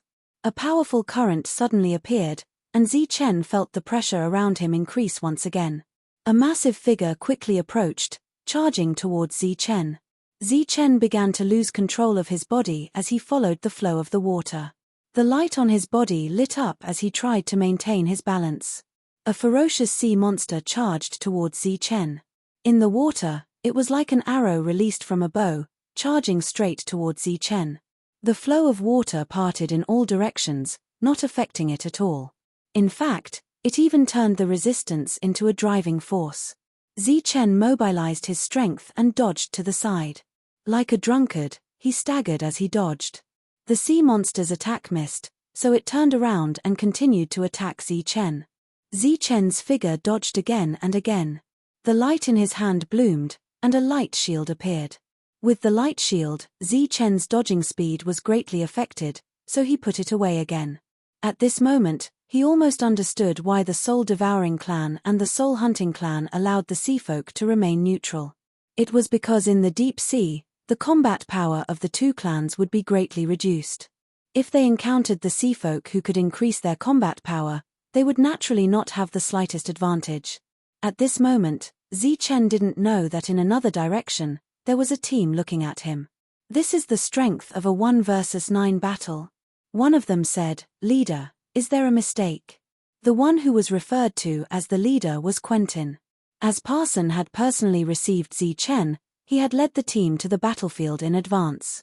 Now that he had obtained the spoils of war and was preparing to return, he happened to see Chen facing the sea monster. However, up until now, they had not seen Chen possessing the legendary combat power. Instead, he had been dodging.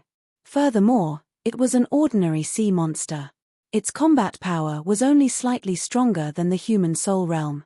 In the earth soul realm, it was completely at the bottom. It was inevitable that some people would have doubts if he could not even deal with such an ordinary sea monster. Quentin said, it should be his first time here and his familiarizing himself with his strength.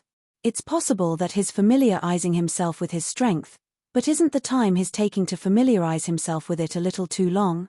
The person from before questioned again. The others nodded as well. They felt that the legendary existence was too ordinary. At this moment, they suddenly felt a heart-palpitating aura coming from the front. Everyone's heart trembled. Quentin's eyes were filled with anticipation. Is he going to show his strength?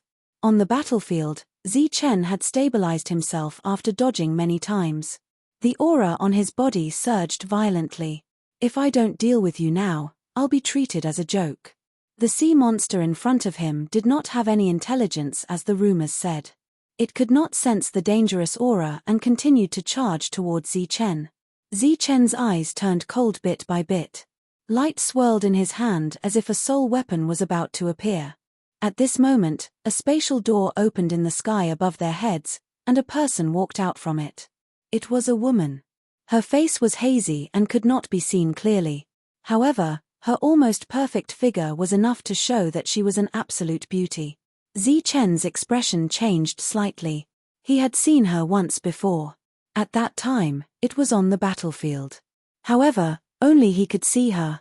Shan Ya, Lan Jiu Meng and the others did not notice her. He did not expect her to appear again.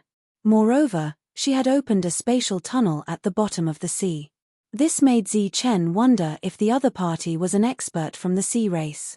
At this moment, the sea monster approached. The light in front of Chen condensed into a light shield, blocking in front of him. With a loud bang, countless ripples spread out. Chen's body flew backwards. The woman walked out of the tunnel. However, she only took 2 steps and arrived in front of Chen. Chen's expression changed again and again. You can see me.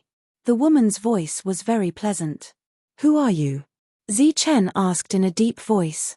He raised the light shield in his hand again. The woman did not answer.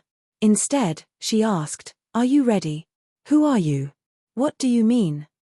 Chen was sent flying again by the sea monster. The woman tilted her head and looked at Chen. It seems that you are not ready.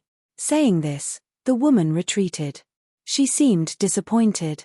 The spatial door that had disappeared earlier opened again. Speak clearly. Zichen shouted. You haven't fully mastered the dark ghost devouring soul technique. Chapter 40:10. In the distance, those who had been waiting for Zichen to show his prowess all had strange expressions. Zichen suddenly seemed to have lost his mind and began to talk nonsense. Moreover, his current state was even worse than before. He was almost beaten to the point where he could not fight back at all. Quentin, who was originally full of anticipation, also had a change in expression at this moment. She muttered, I've never heard that Euro sea monsters can affect souls. What's wrong with him? The person who had questioned Zichen earlier said solemnly, perhaps it's related to soul hunters. The others nodded. They also felt that this was very likely. Leader, should we help? If we watch this great expert die in front of us, I'm afraid we won't be able to explain ourselves when we go back, someone said. I heard that this great expert has a close relationship with the imperial city. Of course we'll help him. Moreover, we have to tell him that this place is very dangerous. It's not a place where children can come, the person who questioned laughed. The others also laughed loudly. At this moment, a terrifying aura suddenly appeared in front of them. Everyone's laughter came to an abrupt end. Zichen, who had been holding his shield, suddenly had a long staff in his hand. With just one strike, accompanied by a flash of purple light, the sea monster's head exploded. Blood instantly dyed the surrounding seawater red. The sea monster's tyrannical aura suddenly disappeared. The huge corpse swayed with the current, and a shining pearl appeared in Zichen's vision. It was particularly attractive. That was an inner core. It was comparable to the Death Soul Stone in the Death Valley and was extremely precious. The sea tribes all cultivated nidans. Once, during a daily argument with Linlin, the latter told Zichen that the reason he could survive was because his sister used her own nidan to prolong his life. After his life stabilized, his sister took away his nidan. Lin Yu did not tell Zichen about this. She only told him because she was angry with Lin. Zichen stepped forward and picked up the inner core. At this moment, a strong emotion suddenly came from his spirit robe. It actually wanted to devour it. At the same time, the little fairy also expressed the same thought. Well, it seems like I'll have to be free labor for the two of you in the future. Zichen was actually in a good mood. Although there were not many sea monsters here, there were still a lot more than the soul-devouring clan. Most importantly, they were not intelligent creatures, so they were relatively easier to kill. It was only because he was a soul hunter that he had to expend a lot of energy. However, he could still recover his energy. As long as he could not kill all the sea monsters here, this place would be the place where the spirit robe and the little fairy would awaken. Zichen's face lit up with joy. He believed that his life wouldn't be boring anymore. He turned around and walked forward. As for those spectators, he didn't pay any attention to them. At that moment, another sea monster appeared. It had a tyrannical aura, but this time, Zichen did not dodge. Instead, he blocked the water flow. As the sea monster approached, a long staff appeared in Zichen's hand in an instant. Then, it bloomed with golden light and drew an arc in the air. There was another roar, and a powerful ripple spread out. The sea monster's head exploded again, revealing its inner core. Zichen shook his head. He was a little dissatisfied because his control of his power was still not stable. He originally wanted to kill the other party, but he didn't expect that he would use too much power. After keeping the inner core, Zichen went deep into the sea. Those spectators just stood there, motionless, as if they were petrified. From dodging to being in a difficult situation to attacking, Zichen had attacked a total of 2 times. It was only 2 strikes, but he had killed 2 sea monsters. How powerful was this strength? For a moment, everyone was speechless. Those who mocked Zichen just now couldn't hide their embarrassment. Let's go back. Quentin turned around and left. She had already known the difference between her and Zichen through his aura. Moreover, she vaguely guessed that Zichen wasn't under any illusion at all. After all, sea monsters with low intelligence rarely used illusions. Perhaps Zi Chen really saw something that they didn't see. No matter how false the rumors were, Zi Chen's absolute combat power was still there. It was really not something that an ordinary Earth Soul Realm expert could compare with. It seemed that Zi Chen had gained a lot by getting 2 inner cores at once, but in fact, the spirit robe and the little elf each got 1. He had nothing. And until now, he hadn't found a glazed shell. As they went deeper, Zi Chen found the 3rd sea monster, and he killed it with relative ease. Then, there was the 4th, and the 5th. He was still going deep. When he found the 6th sea monster, he finally saw the glazed shell. The glazed shell was at the bottom of the sea, emitting a dazzling brilliance. Zi Chen landed and began to collect these glazed shells. Its shell was a currency, and the flesh inside was extremely delicious. It could also recover energy. Even Zi Chen, a soul hunter, was useful to it. Under normal circumstances, after the sea race found the glazed shells, they would collect them and then take them back to the official designated place to exchange. These glazed shells still needed to be processed a second time. Although it was said to be a second processing, in Zi Chen's view, it was official recognition. Coupled with the mark of the royal family, it was like a pass that allowed it to circulate in the Imperial Golden Scale clan. In the entire Imperial Golden Scale clan, the real rich ones were the royal family. Of course, in the entire sea race, the rich ones were the royal families in different regions. The flesh of the glazed shell was very delicious. Zi Chen ate some and quickly recovered. He was not in a hurry to go back and planned to continue going deeper. Moreover, there were other sea creatures around, all of which were edible, so Zi Chen would not be hungry. Moreover, all the glazed shells obtained from hunting in this place could be exchanged for blue crystal coins, or even blue star coins. For Zi Chen, it was completely like picking up money, so he was happy to stay here for a long time. A sea monster rushed towards him. Zi Chen's body emitted light, resisting the impact from all around, standing motionless. When the sea monster arrived, he took out a light shield and blocked in front of him. The sea monster hit the light shield. When the impact of the sea monster and the seawater surged, he moved his left hand, dispersing all the force to the side. The sea monster's body also followed. A long rod appeared in Zi Chen's right hand, and he slammed it down, hitting the sea monster's head from the side. Another one-hit kill. This time, the sea monster's head was not broken. With the increase in the number of beheadings, Zi Chen's fighting skills on the seabed also became more and more skilled. Time passed, and in the blink of an eye, more than 10 days had passed. Zi Chen's harvest was not small, and he had not returned. On this day, Zi Chen, who had just finished a battle, suddenly smelled the smell of roasted meat, causing his expression to involuntarily change. Chapter 40:11. Just when Zi Chen had an unusual discovery, an old voice suddenly sounded. "Young man, you have crossed the line." Looking towards the voice, Zi Chen didn't see anyone. He flew forward. Behind a rockery, an old man in a black robe was sitting. He was barbecuing meat. Within a radius of a few feet around the old man, the seawater was forcibly squeezed away, and a huge open area appeared. To be able to squeeze away all the surrounding seawater, this power was absolutely extraordinary. Coupled with the special situation here, Zi Chen easily guessed the identity of the other party. It must be the Sea Clan Heavenly Soul guarding here to prevent the Sea Clan from accidentally entering here. "Why aren't you leaving?" Zi Chen stood there and looked at the old man. The old man said without raising his head. Zi Chen retreated more than 100 feet, but he didn't leave immediately. Instead, he mobilized his energy to hold up such an open area. However, compared to the old man, the place he was supporting was much smaller. It was not even 10 feet wide. Sure enough. Zi Chen's face revealed a strange expression as he looked at the space that had opened up.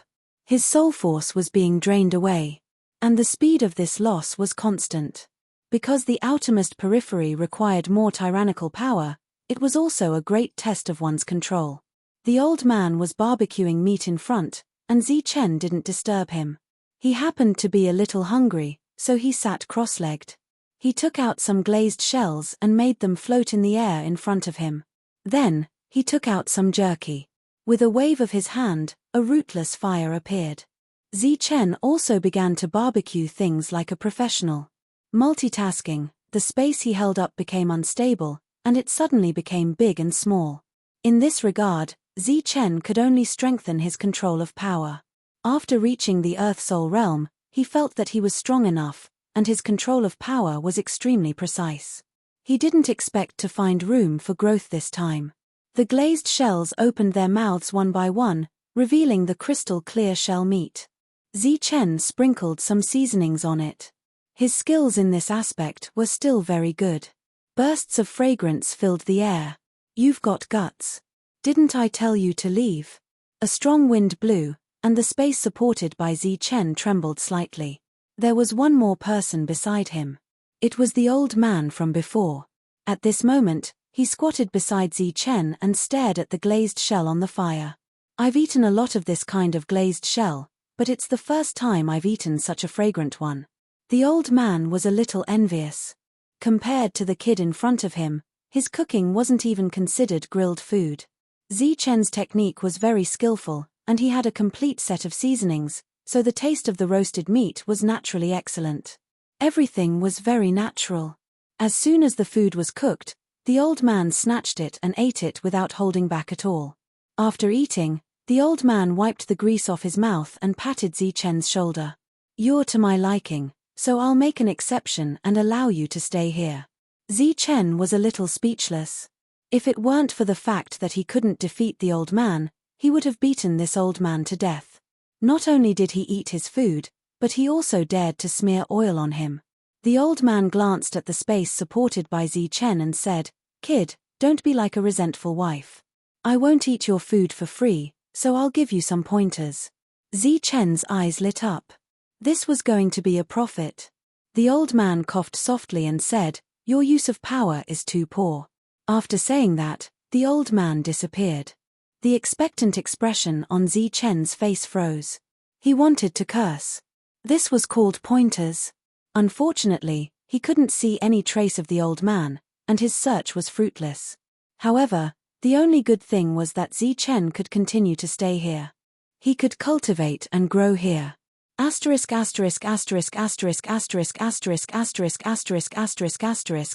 the battlefield of the sea race, two princesses came. This was a rare scene. The two princesses actually came in person. Parson sent the others far away and stood beside the two princesses. He lowered his head and didn't say a word. "You mean that he hasn't come back since he went in last time?" "Princess Lin, you looked at the entrance of the battlefield." "Yes. He hasn't come out since he went in. Our people met him along the way. They said that Chen has been going deeper into the sea." Parson hesitated for a moment and said, "A month ago, I sent people to look for him, but they didn't find him." "They didn't find him? Did something happen to Chen?" Lin's expression changed. Parson shook his head and said, "I'm not sure about that. According to the trajectory, Chen should have entered an area that we haven't set foot in before. That guy really thinks that this is the Blood Battle City. How can he enter this sea region as he pleases?" Lin was angry. Lin Yu remained silent.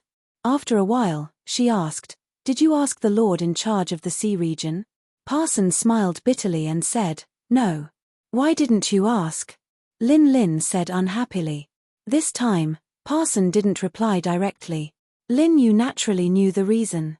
Parson wouldn't disturb the Heavenly Soul Realm experts just because of Chen. Although he had the authority, he wouldn't waste it. "Wait here. I'll go in and take a look." Lin Yu walked forward. After knowing that Chen hadn't returned, she was a little worried. After all, Chen wasn't familiar with the sea race. Furthermore, fighting in the sea race would affect his combat strength. She wanted to use her authority to ask the guards. Lin didn't listen and followed her. After a moment of hesitation, Parson followed. Although there wasn't any danger outside, he didn't dare to let the two princesses go in alone. After Lin Yu went in, Lin quickly followed. Lin Yu glanced at Lin. "I've never been here before. I'm just curious. I won't cause any trouble," Lin hurriedly promised. Lin Yu reached out and grabbed Lin. The two princesses walked forward. Parson followed behind them from a distance. After walking for a short distance, Lin Yu stopped. There was a token in her hand. It was the highest standard royal token. Even with Parson's status, he had only seen it once. This was the second time.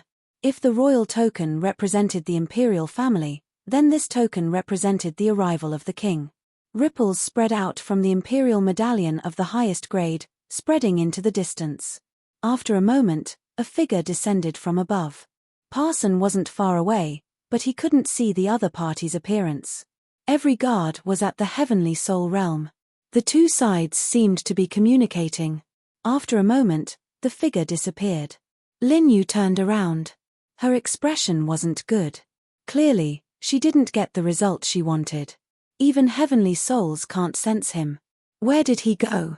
Lin tilted her head and muttered, could it be that he's really in danger? After Lin Yu left the battlefield, she didn't choose to go back. Instead, she waited outside. She believed that Zi Chen would definitely come back. This was because she had carefully investigated Zi Chen's deeds. Not only did she investigate Zi Chen's achievements in Death Canyon, but she also knew about Zi Chen's achievements in other places. It could even be said that she already knew about his past and his identity as a descender. Chapter 40:12. Fei Mo walked down from the bed, and two beautiful maids immediately came forward to help him dress. On the bed, there was a naked beauty with fair skin. Half of her body was covered by a thin veil, and she looked very tired. There was a person kneeling outside the door. It was his most capable subordinate. Fei Mo, who had just fought a fierce battle, was not in a good mood. Instead, his face was gloomy as he met the other party in the living room. What did you say? There was a hint of coldness in his eyes. You said Lin Yu went outside the battlefield to wait for that guy? Yes. The other party nodded and said, she has already waited for a few days. It seems like she won't return until she returns. Fei Mo snorted, then waved his hand and said, I know. You can leave now. Lin Yu, it seems like you are really fated with the soul hunters. You have already been deceived once, but you still haven't learned your lesson. Fei Mo smiled coldly. Fine. If he dies in the Sea Tribe, let's see what you will do next. Our Ink Dragon bloodline will definitely eat your Golden Scales Emperor tribe this time. Asterisk asterisk asterisk asterisk asterisk asterisk asterisk asterisk asterisk asterisk Zi Chen was cultivating in the depths of the sea, unaware of the passage of time. Speaking of which, ever since he had advanced to the Earth Soul stage, it had been a long time since he had had this feeling. Every day, he could feel his own improvement, and his control over his strength had reached a whole new level. The old man guarding this place would occasionally appear. Most of the time, it was when Zi Chen was preparing food for himself. Over time, Zi Chen had gotten used to the old man's presence, and he would prepare 2 portions of every meal. Every time the old man finished eating, he would generously give Zi Chen a few pointers. Of course, it was useless ridicule. At this moment, the space around Zi Chen was already more than 200 feet wide. It was very stable, and his control of his strength had reached a new height. After finishing his meal, the old man left once again. Zi Chen, on the other hand, headed forward. He wanted to hunt. The sea monsters here were much more numerous than he had imagined. Almost every time he went out, he would encounter one not long after. Moreover, the sea monsters here were huge in size and had astonishing combat strength. Another sea monster appeared in his field of vision. It was like a moving mountain peak at the bottom of the sea. It charged toward Zi Chen. The space that Zi Chen had propped up became unstable under the impact of the water. Zi Chen began to retract the space. However, it did not completely vanish. Instead, it took the shape of a swimming fish. All of the incoming water currents would be neutralized by the shape of the swimming fish. This was the reason why fish could swim against the current. Sure. Zi Chen took the initiative to move forward against the current. Like a fish swimming against the current, he began to approach the sea monster. Not only was his speed not affected, it was even increased. From afar, it looked like a glowing fish that was attacking the sea monster. A purple light flashed, and Zi Chen appeared behind the sea monster. The sea monster lost its momentum and fell heavily to the bottom of the sea, bringing up a lot of muddy water and covering the surroundings. In the distance, the old man saw all of this and couldn't help but nod. To be able to use energy to turn himself into a sea creature, not to mention his strength, just his mind alone was worthy of praise. Except for the additional consumption of energy, Chen was no different from the sea creatures at the moment. The old man looked into the distance thoughtfully. Then, he glanced at Chen again and disappeared. Someone came from a distance, coming from another direction. This surprised Chen a little because he had been cultivating here for so long, but he had never seen other sea creatures who could go deep into this place. After seeing Chen, the other party was slightly startled and seemed to be very surprised. Then, the other party asked warily, "Who are you? Why are you in our sea?" "I'm Chen. Sorry to disturb you." Chen cupped his fists at these people and then took the initiative to retreat. The other party did not seem to expect Chen to retreat and subconsciously shouted, "Wait." The other party came forward. Light flowed around Chen's body, and the space of swimming fish that had disappeared earlier appeared again. This meant that Chen was already in combat mode. The other party was somewhat surprised by Chen's methods and was also very surprised. At this moment, Chen moved and charged toward the other party. His eyes were extremely cold and filled with killing intent. The being that was trying to get close to Chen shouted coldly, "Attack." The others took out their sea creatures' weapons and charged toward Chen. Just as Chen was fighting with the sea race's Earth Soul Stage experts, a Heavenly Soul Stage expert following closely behind lost his way in this place. It was as if he had walked into an illusory array, and no matter how hard he tried, he couldn't get out. Boom! Chen smashed down with the staff in his hand, and the powerful force directly shattered the other party's weapon. Then, Chen retreated and dodged the attack from the side. He moved forward again and hit the body of the Earth Soul who had lost his weapon and could not retreat in time. The other party's figure retreated, and blood kept flowing out of his mouth. There were even some shattered internal organs. After these days of tempering, Chen's combat strength underwater was not weaker than on land. These sea creatures were simply courting death by fighting him in close combat. Bang! Bang! Bang! The powerful force continued to vibrate. One after another, those who tried to get close to Chen were sent flying. When they landed on the ground, they were all injured. Everyone was shocked. Clearly, they did not expect Chen to have such combat strength. Looking into the distance, Chen said coldly, "It seems like I can't let you live." He made a killing move. At this moment, a person was standing in the distance, silently watching the battle. The news about Chen had already spread to the sea creatures. Naturally, the other party knew how powerful Chen was. Even though he had already expected this, when he saw Chen make a move, he was still surprised. His combat strength is indeed extraordinary. But why isn't the Heavenly Soul attacking? He frowned and retreated. It seems like he has an expert protecting him. If that's the case, I'll carry out the second plan. Soon, a piece of news spread to the battlefield of the Imperial Golden Scales tribe. Someone had discovered Chen's tracks. He was in the deepest part of the sea, but the situation did not seem good. No one knew how this news spread, but after hearing this news, Princess Lin Yu led her people into the deepest part of the sea. Not long after Princess Lin Yu left, Princess Lin, who did not listen to advice, also followed in. Parson followed beside Princess Lin with a long face, looking listless. "What are you afraid of? This is our sea region. There are many guardians inside. There won't be any accidents," Lin said firmly. Lin said with conviction, "This time, we're just going to pick up Chen. That's all. Of course, we're just here to have fun." Parson shook his head and smiled bitterly. This was a battlefield. How could it be a vacation? However, no matter how he tried to persuade her, the princess would not agree. He had no choice but to go with her personally. At this moment, they had just stepped into the battlefield. Parson did not give up and said, "This news came too suddenly. We still need to verify whether it's true or not. Princess Lin, you gave us orders before we went in. Perhaps this is a conspiracy." Lin snorted and said, "So what if it's a conspiracy? What is this place?" This is the battlefield of the Imperial Golden Scales tribe. As long as we're in our own battlefield, there won't be any problems. Even if the other sea tribes have some ideas about us, they're just ideas. They can't become reality. Although Lin Lin's tone was a little arrogant, it was the truth. The sea tribes seemed to be harmonious on the surface, but there were many conflicts in the dark. However, everything was as Lin Lin said. As long as they guarded the battlefield, the Imperial Golden Scales tribe would not be afraid of anyone. As long as there was a battlefield, there would be resources. Asterisk asterisk asterisk asterisk asterisk asterisk asterisk asterisk asterisk asterisk Prince Fei came to their sea region battlefield.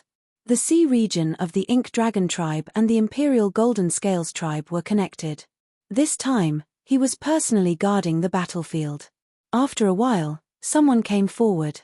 Prince Fei asked, "How's the situation?" "It's very difficult to deal with. Nearly 50 have died," said the person. Prince Fei frowned and said, "Didn't I ask you to delay him and try to stall for time? We've been stalling for time, but that soul hunter is too strong. No one can fight him head-on. Moreover, his speed is extremely fast. Long-range attacks are useless. Right now, we can only use our lives to make up for it and further increase his consumption." Prince Fei said with a gloomy face, "Don't let him escape. Don't worry about that, Prince. Dragon Bao is already hibernating in the sky. He won't be able to escape. Give the fatal blow to Warren. Tell him that this is the honor I promised him. Yes. Asterisk asterisk asterisk asterisk asterisk asterisk asterisk asterisk asterisk asterisk. The battle had been going on for a long time. Dozens of Sea Tribe Earth souls had fallen to the ground and died. These Sea Tribe of unknown origins were clearly trying to exhaust Zichen. They were constantly using their weapons to attack from afar. Zichen used energy to transform into a fish, and his strength was being consumed every moment. Moreover, every time he wanted to leave, there seemed to be an indescribable force stopping him. The enemies were also endless. Zichen's consumption was also gradually increasing. The speed at which he swung his staff had clearly slowed down. Warren stood in the distance and watched the battle indifferently. From the beginning to the end, he did not make a move. Instead, he was waiting for an opportunity. Seeing that Zichen's combat strength was gradually decreasing and was not as strong as before, he waved his hand and said, "That's enough." In the sky, there was suddenly a tremor ripple. A black dragon suddenly appeared and swooped down at Zichen. In an instant, Zichen, who had expended a lot of energy, was entangled by the black dragon. It was a rope, but it also looked like a real black dragon. It directly entangled Zichen in layers. Seeing that Zichen was surrounded, the others did not immediately attack him. Instead, they all stopped and moved to the sides. A person came forward with a cold smile on his face. "You didn't expect that an existence that even the Soul Devourer race couldn't deal with would actually fall to our sea tribe." A blade of light appeared in the person's hand. The blade was full of saw teeth, reflecting a cold light. He raised the blade and went straight for Zichen's neck. Chapter 40:13. With the dragon treasure trapping his body, Zichen didn't move at all. The long blade hovered over Zichen's shoulder, and it was only inches away from his neck. Zichen could already feel the chilling intent of the blade. "How is it? Are you scared?" Warren stopped the blade on his own initiative. He looked at Zichen with a mocking expression. "Did you piss your pants?" Zichen looked at Warren and calmly asked, "Who are you?" "Let me introduce myself. I'm Warren. As for where I'm from, I don't think you need to know." Warren coldly said, "Because even if you know, it's useless. You're from the Ink Dragon clan." Zichen calmly said, "You're Feymor's subordinate." Warren snapped his fingers and said, "Looks like you're not stupid." Zichen said, "I'm not stupid, but I have no enmity with Feymor. He actually wants to kill me. Looks like he's the stupid one. If you want to die, go ahead and speak ill of the prince." Warren's eyes were filled with killing intent. Zichen sarcastically said, "Kill me? Aren't you stalling for time on purpose? What, did you change your mind again?" Asterisk asterisk asterisk asterisk asterisk asterisk asterisk asterisk asterisk asterisk Famor came to the deep-sea battlefield and carefully took out a jade box. His expression was very solemn and nervous, as if he was holding some kind of peerless treasure. Lin Yu, you asked for this. If you agreed to marry me, why would you lose your life on the battlefield? Famor's eyes were filled with resentment. So, don't blame me. He opened the jade box. Although he was careful, he also felt some regret. This was a true treasure that could save his clansmen at a critical moment. The Ink Dragon clan had passed it down from generation to generation and had never used it. Famor didn't know if it was an illusion, but he felt the entire sea tremble. It was as if a ferocious creature that had been sleeping for many years had suddenly awakened.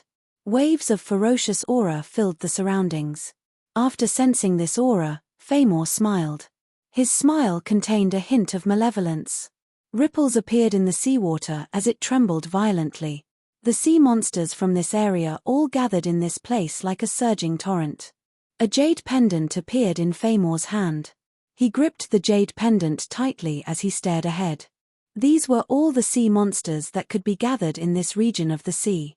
At this moment, all of them were mobilized. Once they left this region of the sea, it would be very difficult for the Ink Dragon clan to obtain many sea monster resources in the future. However, Famor didn't care, because these sea monsters would join forces with the sea monsters of the Golden Scale tribe and destroy them in one fell swoop. At that time, the Ink Dragon clan would naturally be able to smoothly occupy the sea that belonged to Huang Jinlin. Just as Famor's body was engulfed by the torrent, Famor crushed the jade pendant and disappeared. As the flood surged forward, the jade box that had been opened earlier had been completely shattered. The sea monsters, which had no intelligence to begin with, seemed to have gone mad. They only knew how to charge forward. Famor returned to the encampment with a cold smile on his face. Next, let's just wait for the golden-scaled tribe to be plunged into misery and suffering. Asterisk asterisk asterisk asterisk asterisk asterisk asterisk asterisk asterisk asterisk A surprised expression appeared on Warren's face.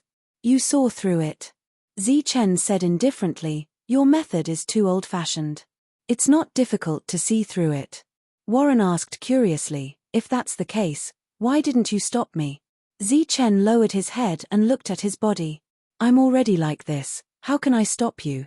Am I supposed to stretch my neck so that you can stab me? It's good to be able to live for a while. Warren laughed heartily. You're an interesting kid. You're making me want to stab you and bleed you first. Chen said, then why didn't you do it? Warren said, you're so smart. Guess. What's the purpose of me stalling for time? Chen looked straight into Warren's eyes. You're not a sadist, nor are you the arrogant kind. You definitely wouldn't make such a low-level mistake of stalling for time.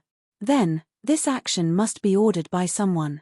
However, I don't understand why Fei Mo would give you such an order. Warren's expression changed.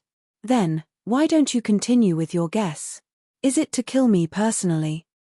Chen looked at Warren. Warren shook his head. This time, it was Chen's turn to change his expression. Your men have all left, but you're still here. You must be waiting for something. Chen suddenly said, you're waiting for Princess Lin Yu. You found out about my whereabouts and then let her know that you still have a killer move. You're doing this to lure her here. Your real purpose is actually Lin Yu. You guessed half of it right. Warren said, you're really amazing. You've revealed half of our perfect plan just like that. In fact, it's not just one princess who came this time, but two. Our target isn't just the two princesses, but the entire Imperial Golden Scales clan. As for the reason, you'll know soon enough. Just as Warren's voice faded, several figures appeared in the distance. They were the two princesses of the Imperial Golden Scales clan and other experts. When the two of them saw the abnormal situation, Lin immediately shouted, "Stop!" The others' expressions changed drastically as they immediately sped up and moved forward. Warren raised the long saber in his hand. Of course, he wouldn't care about the two princesses in the distance. With the two princesses and the entire Imperial Golden Scales clan buried with you, your death will be worth it. A rumbling sound suddenly resounded as a terrifying pressure came from afar. Warren smiled and said, "All right, I should go." Chen took a deep breath and said, "Then, do you know why I'm cooperating with you to stall for time?" Warren's saber paused as he asked, "Why?" "Because I'm actually still a little bit away from comprehending the cultivation technique. The time now is just right." The light around Long Bao's body that was wrapped around Chen was quickly receding. The rope that was originally able to bind Chen lost all its strength and broke. Dark Ghost Devouring Soul Technique. At this moment, Chen's comprehension of the cultivation technique had finally reached a new height. Back then, the mysterious woman said that Chen had yet to comprehend the cultivation technique. This was actually what she was referring to. When Chen was fighting with Alba, the power that entered his body wasn't deliberately done by Alba. It was the power that was devoured by the Dark Ghost Devouring Soul technique. However, Chen was unconscious, so he wasn't able to refine it. After he woke up, it became much easier for him to refine the energy. It was the same now. The power of the rope was being absorbed by Chen. Of course, it could also be said that he was devouring it. This was how the Dark Ghost Devouring Soul technique came to be. Warren's eyes widened as he looked at Chen in disbelief. The treasure of the Ink Dragon clan was destroyed just like that. In the next moment, he planned to escape. However, it was already too late. After Chen escaped from his control, it was already impossible for him to escape. The staff fell, and golden light shone, drowning Warren. Warren lost consciousness. At this moment, a deafening rumbling sound approached. The surrounding seawater churned violently as countless sea monsters rushed over. "Run!" Chen shouted, "Quickly leave this place." He turned around and grabbed the light shield with both hands. Countless amounts of energy converged into the light shield. The light shield began to expand, like a wall standing in the sea, releasing a bright light. Chen used his not-so-tall body to hold up a wall for the people behind him. Countless amounts of seawater surged wildly, and sand flew up like an advancing mud dragon. Those sea monsters had already lost their minds. They didn't care what was in front of them and directly rushed forward. Chapter 4014. Lin Yu and the others had just arrived when they saw Chen, who was about to lose his life. Hence, they rushed forward frantically. However, something unexpected happened. Chen suddenly turned the situation around and killed Warren. However, before they could rejoice, a flood came from afar. After seeing the countless sea monsters in the flood, everyone's expression changed. In an instant, many people felt despair. There were countless sea monsters, and they could not stop them at all. It was impossible for them to escape. Not only could they not escape, but the Golden Scale tribe behind them could not escape either. This was a crisis that could wipe out their tribe. Without any warning, they appeared in front of them just like that. Chen's light shield was very eye-catching, but it was useless. No one could stop these crazy sea monsters, including the Heavenly Soul Realm experts. Rays of light appeared one after another. They were the Heavenly Soul Realm Guardians. This was the deepest place they could reach. However, facing so many sea monsters, even they could not do anything. The crisis of extermination was right in front of them. "Princess, retreat quickly." Although they could not stop these sea monsters, they could still protect the two princesses and leave. However, that was all. The others could not be faster than the sea monsters. The outcome was already decided. Before this, the first to be sacrificed was Chen. Lin Yu did not expect to see the Golden Scale tribe in danger as soon as she arrived. Seeing Chen about to be drowned by the sea monsters, her mind went blank. She was indifferent to Chen's reminder. Then, she saw Chen's body and his light shield being drowned by the mud dragons. A rumbling sound was heard, drowning out the Heavenly Soul Realm's reminder. The outcome seemed to be decided. The shield was broken, and he died. The deafening sound suddenly disappeared. The mud dragons that filled the sky were still wreaking havoc. The change from extreme movement to extreme stillness caused the place to suddenly become silent. It was like a dead world. The expressions of the people who were in despair changed. They seemed to be puzzled. Lin Yu was also stunned. What was going on? The guardians who were about to take the two princesses away stopped what they were doing and looked ahead in confusion. It was so quiet that it was as if all the sea monsters had suddenly disappeared. The mud dragon dispersed, but the sea monster didn't disappear. Instead, it stayed there motionlessly. Zichen's light shield was still shining brightly, and it did not suffer any damage. Above the light shield stood an old man. This was an unfamiliar old man. However, the moment they saw him, all the faces of the Golden Scale tribe changed. This was because through sensing his aura, he had an aura that made them tremble. Zichen also sensed the abnormality and withdrew his light shield. The old man's figure descended from above. He looked at the sea monsters and waved his hand, "Quickly retreat." All the sea monsters turned around and left. They seemed to have regained their rationality. Amazing. Zichen widened his eyes in disbelief. "I didn't expect you to be so good." The old man turned around and smiled. "What else could it be?" Zichen gave the old man a thumbs up and said, "For the oceanic race to have an expert like you, it's really amazing." The old man smiled. Zichen turned around again and looked at Lin Yu and the others. He waved his hand in the distance and said, "It's fine now. Do you see that? A true expert." Lin Yu and the others stood in the distance as if they were facing a great enemy. Especially those heavenly souls, they were even more shocked and felt that it was unbelievable. The oceanic race had their own sharp senses and could sense the creatures in the sea more clearly. At this moment, the old man standing beside Zichen was a humanoid creature that emitted the aura of a sea monster. He was not a member of the oceanic race, but a sea monster. However, how could there be a humanoid sea monster in the world? Your race should not have suffered such a calamity. The old man looked at the nervous crowd and said, "Retreat. Don't come near here in the future." The heavenly soul guardians immediately cupped their fists and bowed to the old man, then quickly left. The others also quickly retreated. They did not know what was going on, but they did not dare to stay here any longer. Lin Yu and Lin Lin were very worried about Zichen, but the heavenly soul guardians did not dare to let them stay here and forcibly took them away. "You're not a guardian of the Golden Scale race?"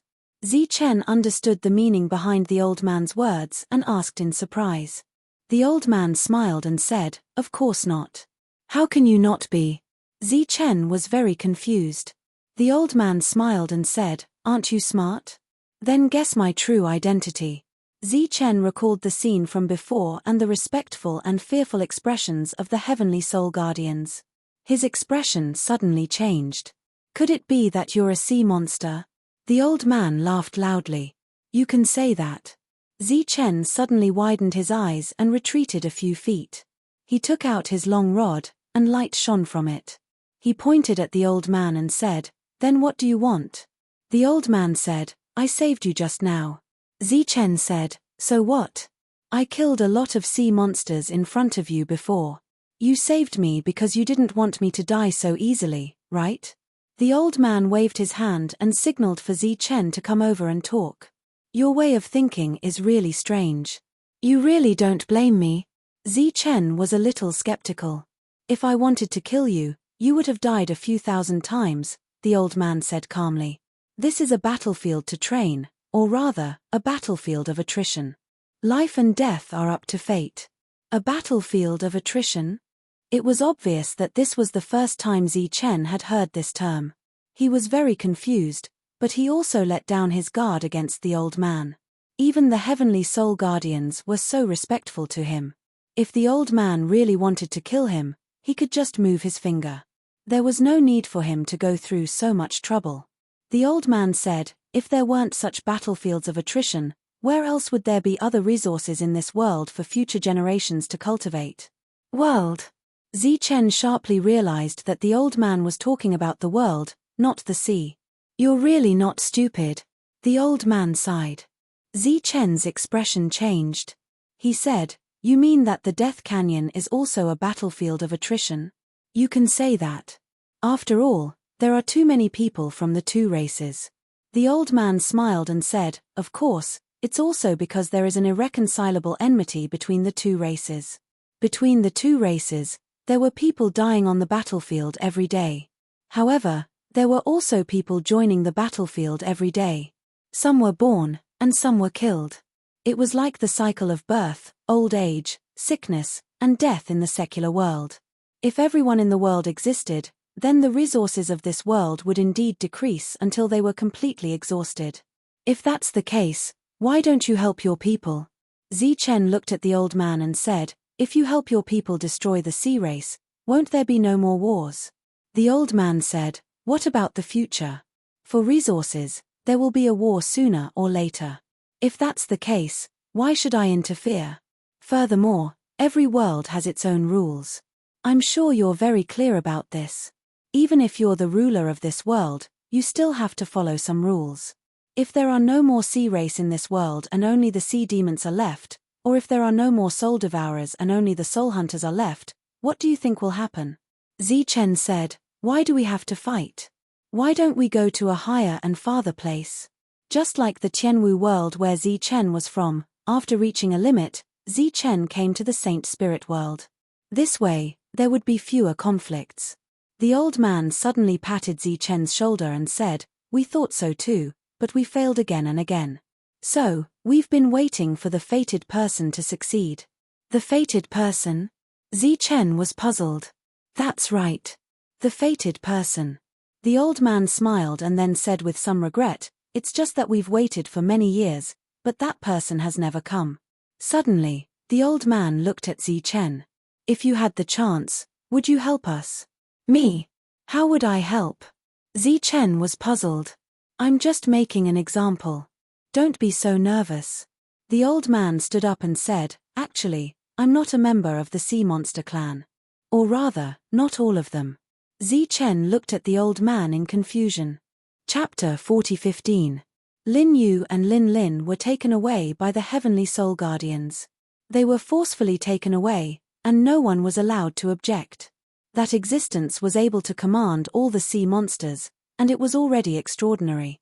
Apart from that, the aura of the other party made them tremble from the depths of their souls. If they had to describe it, they would say that it was invincible. It was as if the other party only needed to think about it, and everyone would die on the spot. Will Zichen be in danger? Lin Lin asked worriedly. Although she often bickered with Zichen, she obviously did not want anything to happen to Zichen. That humanoid sea monster was extremely dangerous. It seems like Zichen knows the other party. He should be fine, a heavenly soul said in a deep voice.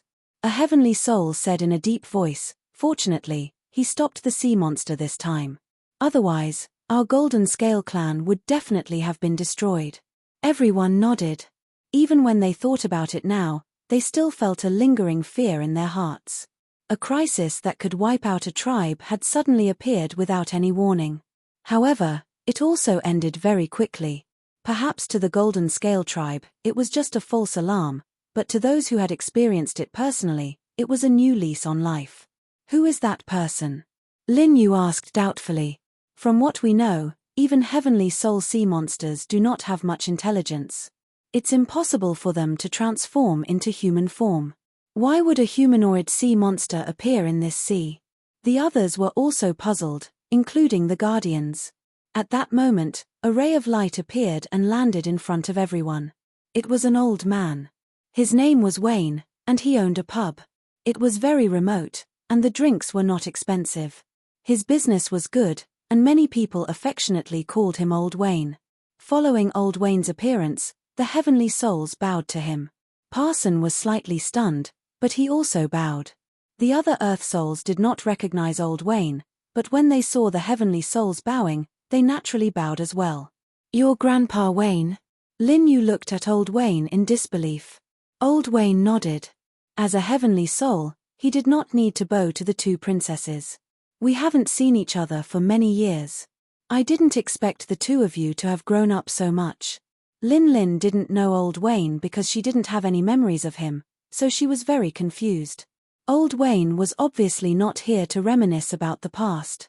He said solemnly, I feel a strong sense of danger. What happened? Lin Yu briefly explained the situation, but did not leave out any important details. After Old Wayne heard this, his expression could not help but change. The only thing that can mobilize sea monsters is the aura of the sea god that has been passed down since ancient times. It was a life-saving item bestowed by the sea god to the various clans. It was said that after the various clans had stabilized, the sea god had already taken away the aura left behind. I didn't think that the Ink Dragon clan would actually keep such a thing and use it on us. Then, a look of relief appeared on Old Wayne's face. Fortunately, we were stopped. Otherwise, the Golden-Scaled clan would definitely be plunged into misery and suffering, and there would be a change in ownership. Lin Yu did not know the reason for this and asked in confusion, "Grandpa Wayne, who is that humanoid creature that can stop the sea monsters?" Old Wayne's expression became serious and solemn. "Just now, I felt an abnormal aura. It seems that it's him. In the world, there is only one person in the Sea Clan who can stop the sea monsters." Old Wayne turned around and bowed solemnly. "That's Lord Sea God." Everyone's expression changed greatly. The Sea God. It was a legendary existence, the most supreme existence of the Sea Clan. However, legends were called legends because no one had actually seen it. It could even be said that it was fabricated and did not really exist. The Sea God was very close to all of the Sea Clan. For example, in everyone's oaths, in order to prove the authenticity, the word Sea God was used as a guarantee.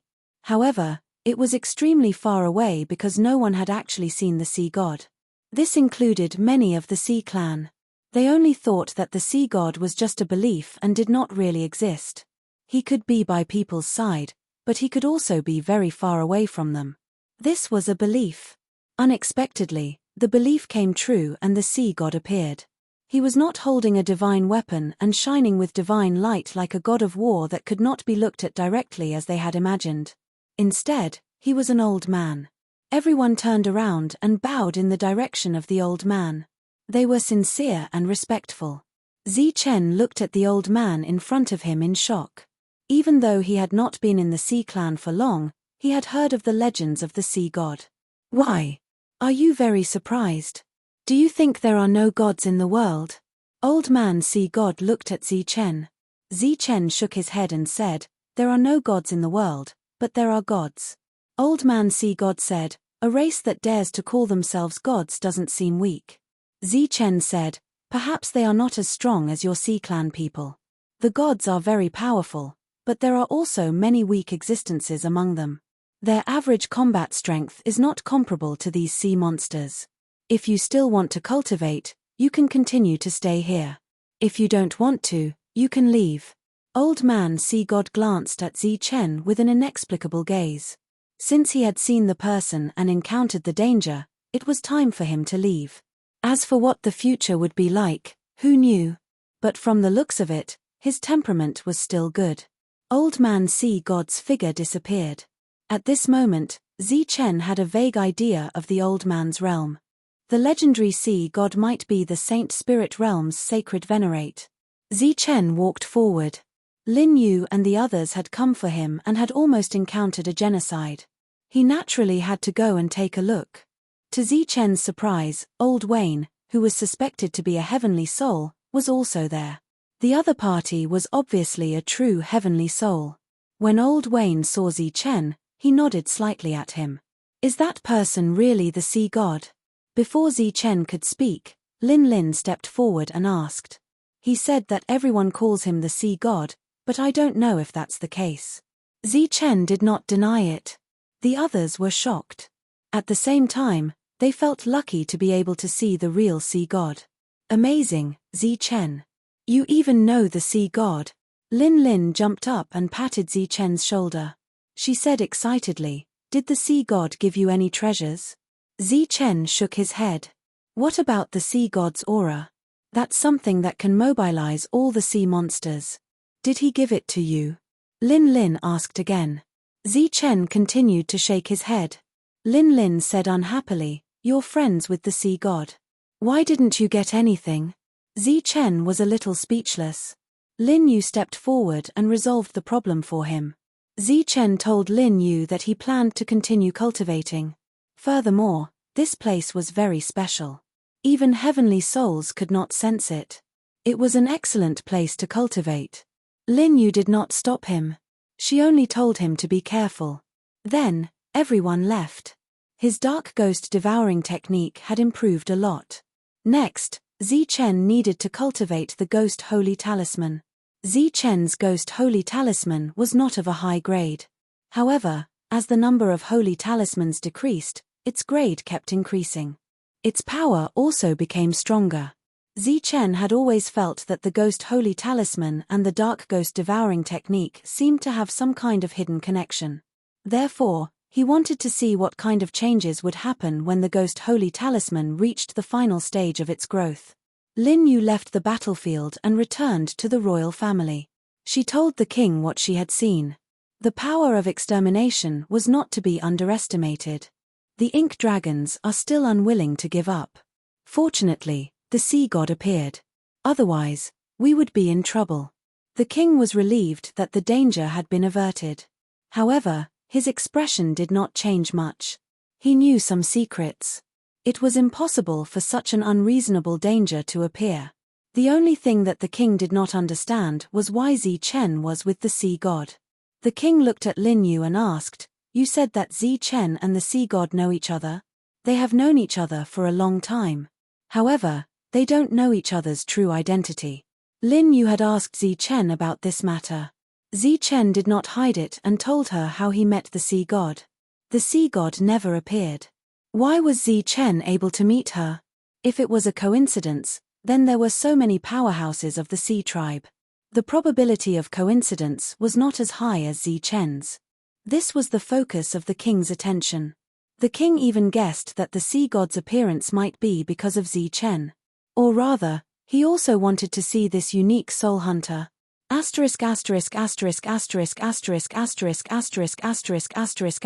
Yu Gui, who was lying on Zichen's shoulder, moved forward. Since it was injured last time, it had been recuperating and had recovered to its peak state. During this period of time, while Zichen was cultivating, it had also grown in battle. It opened its mouth like an open space. The dark ghost directly devoured a sea monster.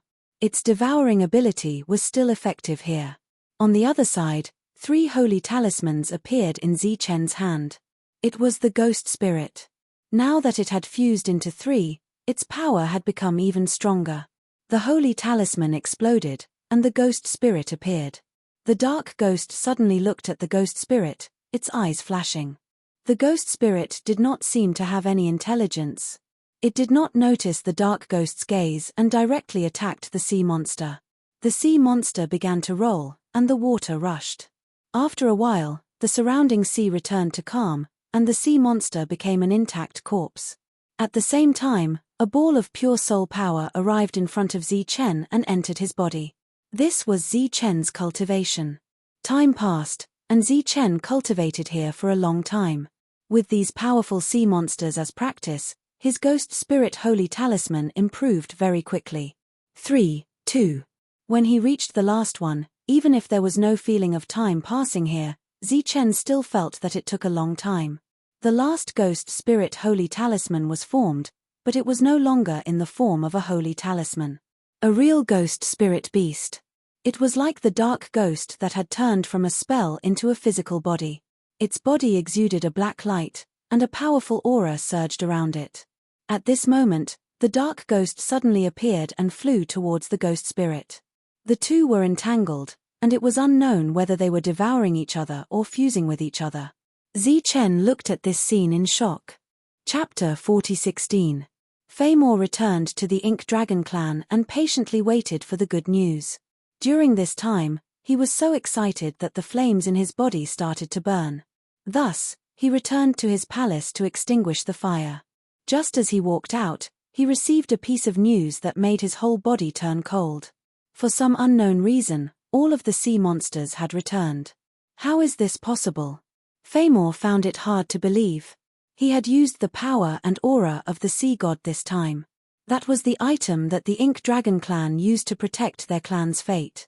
In the entire sea region, only the Ink Dragon clan had the last item.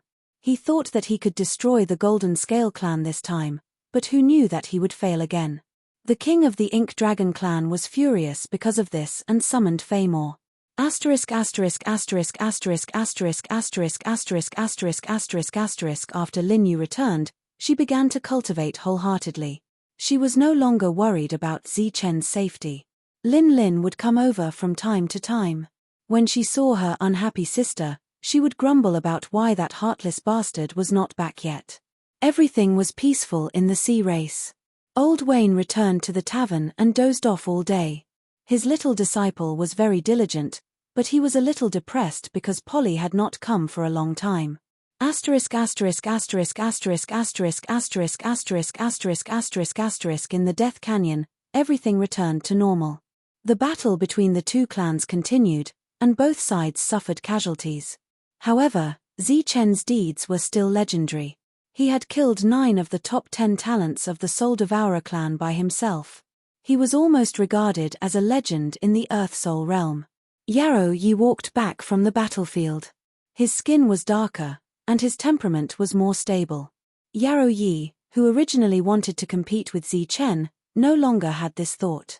Putting aside the fact that Zichen's whereabouts were unknown, Yarrow Yi knew that he would never be able to catch up to him with his brilliant battle results. The two fairies did not join any other teams. They focused on cultivating on the battlefield because they did not want the same thing to happen again. No one could be missing from the team. With Zichen as an example, the heavenly souls were more careful and prevented any accidents from happening. After the shock that Zichen brought to everyone, time was still passing, and life was still going on. Many people were still thinking about the two fairies. What Zichen had said on the city walls seemed to have long been forgotten. His magnificent feat of entering the blood-red storm alone with his strength at the mortal soul realm seemed to have been deliberately forgotten. At that time, Zichen had rendered all the experts speechless. Almost everyone had lost face. If he was just bragging, it would have been fine. However, Zichen had actually brought him back. Of course, no one was willing to recall such an unpleasant past.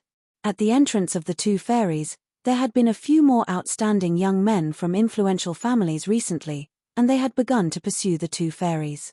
During this period of time, Guan Che, who returned from the battlefield, was the most dazzling. It was because he was the head of the 10 heroes, publicly acknowledged as the most powerful individual. Of course, being one of the 10 elites meant that he was young, but it didn't mean that he was the strongest person in the Earth Soul realm. Lan Jiyu Meng and Shan Ya returned from the battlefield. The two women were a little tired as they walked towards their residence. Their residences were next to each other. Guan Che was waiting not far away. When he saw the two women return, he came forward. He had a smile on his face like a spring breeze. "Why are you here?" Lan Jiyu Meng glanced at Guan Che. As for Shan Ya, she didn't even look at him. Ever since Zichen's incident, her personality had changed. She had become even colder and more arrogant than Lan Jiyu Meng. "Seeing how tired you are, why don't we go for a drink and relax? It's not good for your body to be so tense all the time," Guan Che said with a smile. "No, we still have to cultivate." Lan Jiyu Meng refused. The two women left. Guan Che looked at the two women's backs in silence. "Guan Che, aren't you a little too shameless?" At this moment, a voice suddenly came from behind. It was Butterball. Guan Che glanced at Butterball in surprise. "What are you looking at? Haven't you seen such a handsome master, Fatty?" Butterball was very dissatisfied. Guan Che said, "Your personality has changed a lot." Guan Che knew Butterball. Or rather, when he first came to Bloody Battle City, Butterball was already working in a corner. He was the kind that was despised by others. Butterball said proudly, "Master Fatty is now in the Earth Soul realm. It's natural for me to be more flamboyant." Guan Che nodded and said, "Indeed, your training is over. It's time for you to change your original personality. Don't try to worm your way into being friends with Master Fatty. I'm here to talk business with you. You're the leader of the 10 heroes. How can you be so shameless?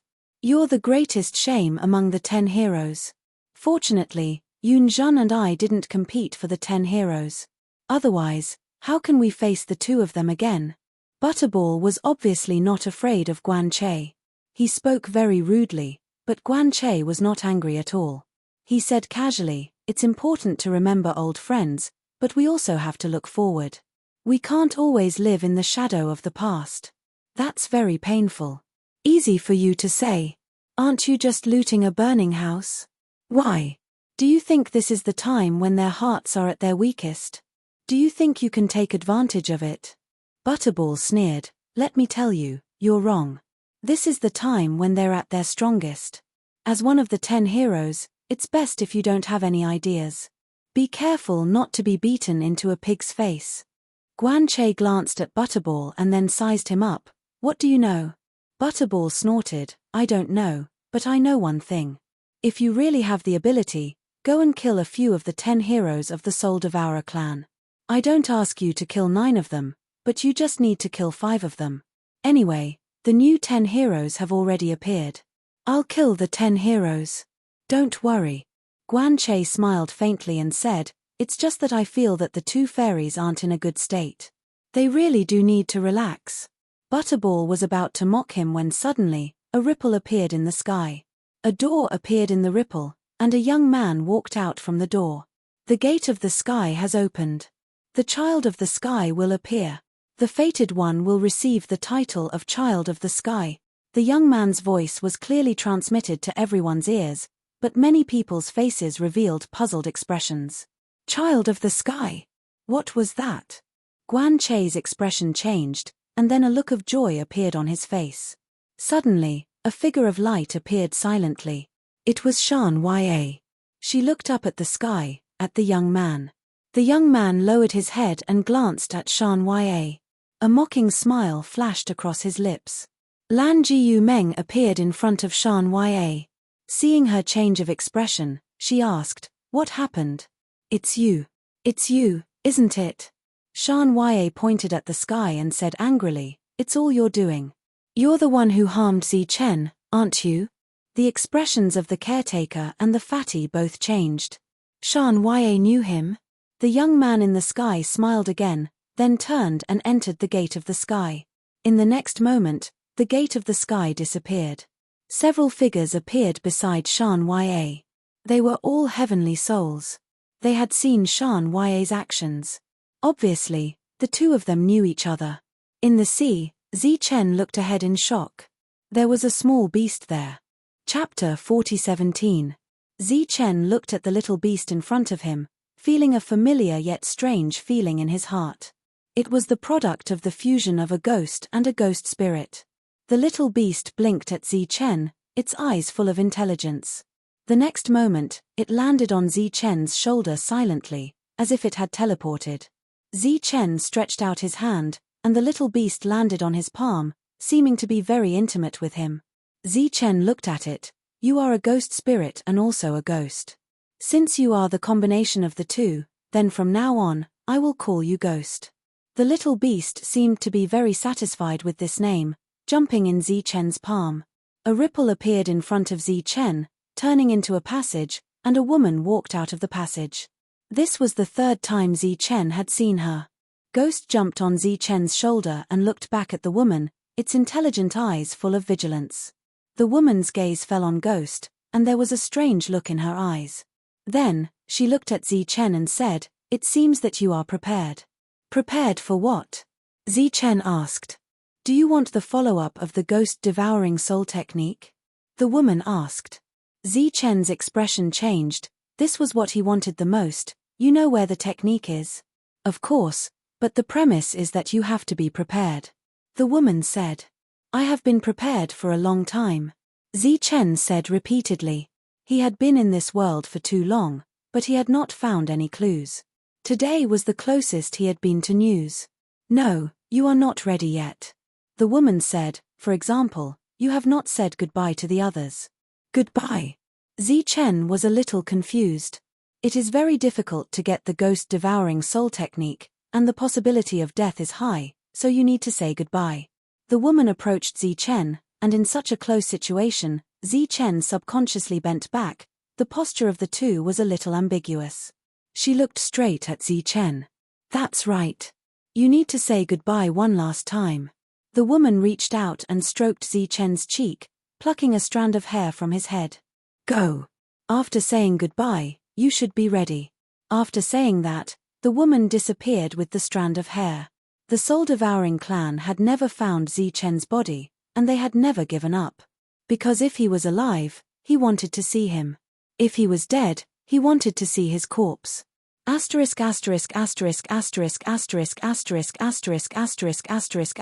Famor's face was extremely ugly. His parents' scolding had caused him to be in a bad mood. The disappearance of the sea god's aura was the greatest loss to the Ink Dragon bloodline. It was equivalent to a trump card that could have ensured the survival of the tribe forever, and it was wasted just like that. Not only that, but the Ink Dragon clan's plan had also been exposed as a result. The relationship between the two clans, which had originally been on good terms, had now been broken. He could almost imagine what would happen next. The door to the golden-scaled tribe was no longer open to him, and it was even more impossible for him to touch Lin Yu. Everything was just as Lin had said. He could only stay in his own territory and behave atrociously in his own home. Moreover, the repercussions of this incident far exceeded what they had seen so far. In the future, the other clans of the sea race would definitely maintain a certain distance from the Ink Dragon clan, and in the future, the Ink Dragon clan would most likely be isolated. Famor returned to his residence in a gloomy mood. Even though he had tried very hard to vent his anger, it still did not improve his mood. Instead, it made him even angrier. Moreover, he did not dare to leave at will. His father had sternly warned him to be careful during this period of time, because the golden-scaled tribe might seek revenge on him. Time passed day after day. 1 month, 2 months, until a year had passed. Famor was really annoyed in the palace. Because there were only a few people every day, there was really no novelty at all. Moreover, he was starting to miss the wild game outside. After all, it had been a long time since he went out, and the wild game outside should be quite lonely. He still did not dare to go to the golden-scaled tribe, but the outer city of his home was not a problem. Therefore, he finally made up his mind and left the palace with his guards. He went to the outer city to look for some wild game. For a prince like him, as long as he saw any wild game, he would take the initiative to go to the door. On this day, Famor, who had left the outer city, was looking for wild game. In his field of vision, a beautiful figure seemed to have appeared. Looking at the figure from the back, it was very alluring. He immediately went forward. However, after turning a corner, the wild game disappeared. He did not give up and followed to the corner. In the next moment, the smile on his face froze. He saw a person standing in front of him. A person who was not from the Sea Clan. "It's you." Famor's expression changed. He recognized the other party. "Long time no see." Zichen looked at Famor and said, "I've been waiting for you for many months. You finally came out. It's time to send you on your way." Famor retreated in horror. Zichen raised his long rod. Golden light flashed as he swung his rod down. A rumbling sound came from the entire city. The surrounding buildings collapsed one after another, causing a commotion. A life-saving jade pendant on Famor's body broke. He screamed in horror, "Save me, save me." Zichen raised his long rod for the second time and attacked again. Golden light once again lit up the surroundings. Famor's robe rippled with light, blocking Zichen's second attack for him. However, the robe was completely destroyed. Zichen smiled and said, "No wonder you were so arrogant last time. So you have so many good things on you." He raised his long rod for the third time. After 2 attacks, Famor's guards had all arrived and attacked Zichen. Sensing the powerful fluctuations around him, the terrified Famor sneered, "Seems like the one who will die in the end is still you." However, as soon as he said that, fear appeared on his face again. Because Zichen did not defend against the attacks around him at all. Instead, he used his body to take them all. Then, the third rod came down. Just as Zichen was drowned in energy, Famor also suffered the final attack. He did not have any life-saving items on him and died directly. Famor was too careless. He did not expect that someone would attack him in the outer city. The energy drowned Zichen, but Zichen did not die. Instead, he rushed out and escaped. In the sky, a powerful aura surged. It was the arrival of a heavenly soul. A holy talisman appeared in Zichen's hand. It could be activated even at the bottom of the sea. This was a teleportation holy talisman. Just as his figure disappeared, a palm print descended from the sky and landed on his back. Zichen's figure disappeared. Only blood was left. Famor was killed by Zichen. This caused the Ink Dragon clan to be infuriated. They immediately went to the Golden Scale clan to demand an explanation. The king of the Golden Scale clan was very surprised. After knowing that Famor was dead, he was also very sad. In the end, he agreed to help the Ink Dragon clan to kill Zichen. The two clans joined forces and began to hunt down Zichen. During this time, Zichen was attacked by several heavenly souls. He was injured along the way. He escaped along the way. In the end, Zichen escaped with serious injuries from the sea race. His life was in danger. In the lake where Zichen had disappeared, the soul-devouring clan, who had never given up looking for Zichen's corpse, accidentally found a floating corpse. After seeing the floating corpse's face, the soul-devouring clan was shocked. At this point, they completely announced that Zichen had died in battle. Chapter 40:18. In the vast desert, there was a small lake. The lake water was so clear that one could see the bottom. This was not common in the desert. The lake was not big nor deep. There were a few strange beasts that lived in the desert drinking water by the lake. Suddenly, the center of the lake began to boil like boiling water. The strange beasts were shocked and retreated. A person emerged from the lake. He was young and wore a long robe that emitted a faint green light. The young man looked around and was surprised by the environment. He did not expect to appear in a desert. He also did not expect that the sea race's territory was connected to this desert. He identified the direction and began to walk in the desert. He was like a ray of light that went straight. A city appeared in his field of vision. It was not big and looked quite prosperous. There was an endless stream of people coming and going. The young man entered the small town and walked toward the east. He was familiar with the roads and came to a street that used to be remote but was now very popular. The street had changed a little, but he could still recognize its former appearance. Then, he saw a familiar old house. Just as he stood at the door of the old house, an old man appeared in the door. When the old man saw the young man, he was surprised. "I haven't seen you for many years. I didn't expect you to grow to such a level." The young man looked at the old man and said, "I didn't expect you to have such a cultivation. Why are you here?" The old man asked. "I came by and found a familiar place. I wanted to say goodbye to an old friend," the young man said. The old man hesitated for a moment and said, "Divine Soul Goddess." The young man said, "I've arrived at Bloody Battle City." The old man sighed in relief. "Come and sit." The young man did not refuse and walked in. The old man was called Ted. The young man was called Zichen. Zichen could sense Ted's cultivation. He was in the heavenly soul realm. However, he was different from the heavenly soul realm in Bloody Battle City. His aura was not as strong. This world suppresses the heavenly soul realm, unless you enter Bloody Battle City.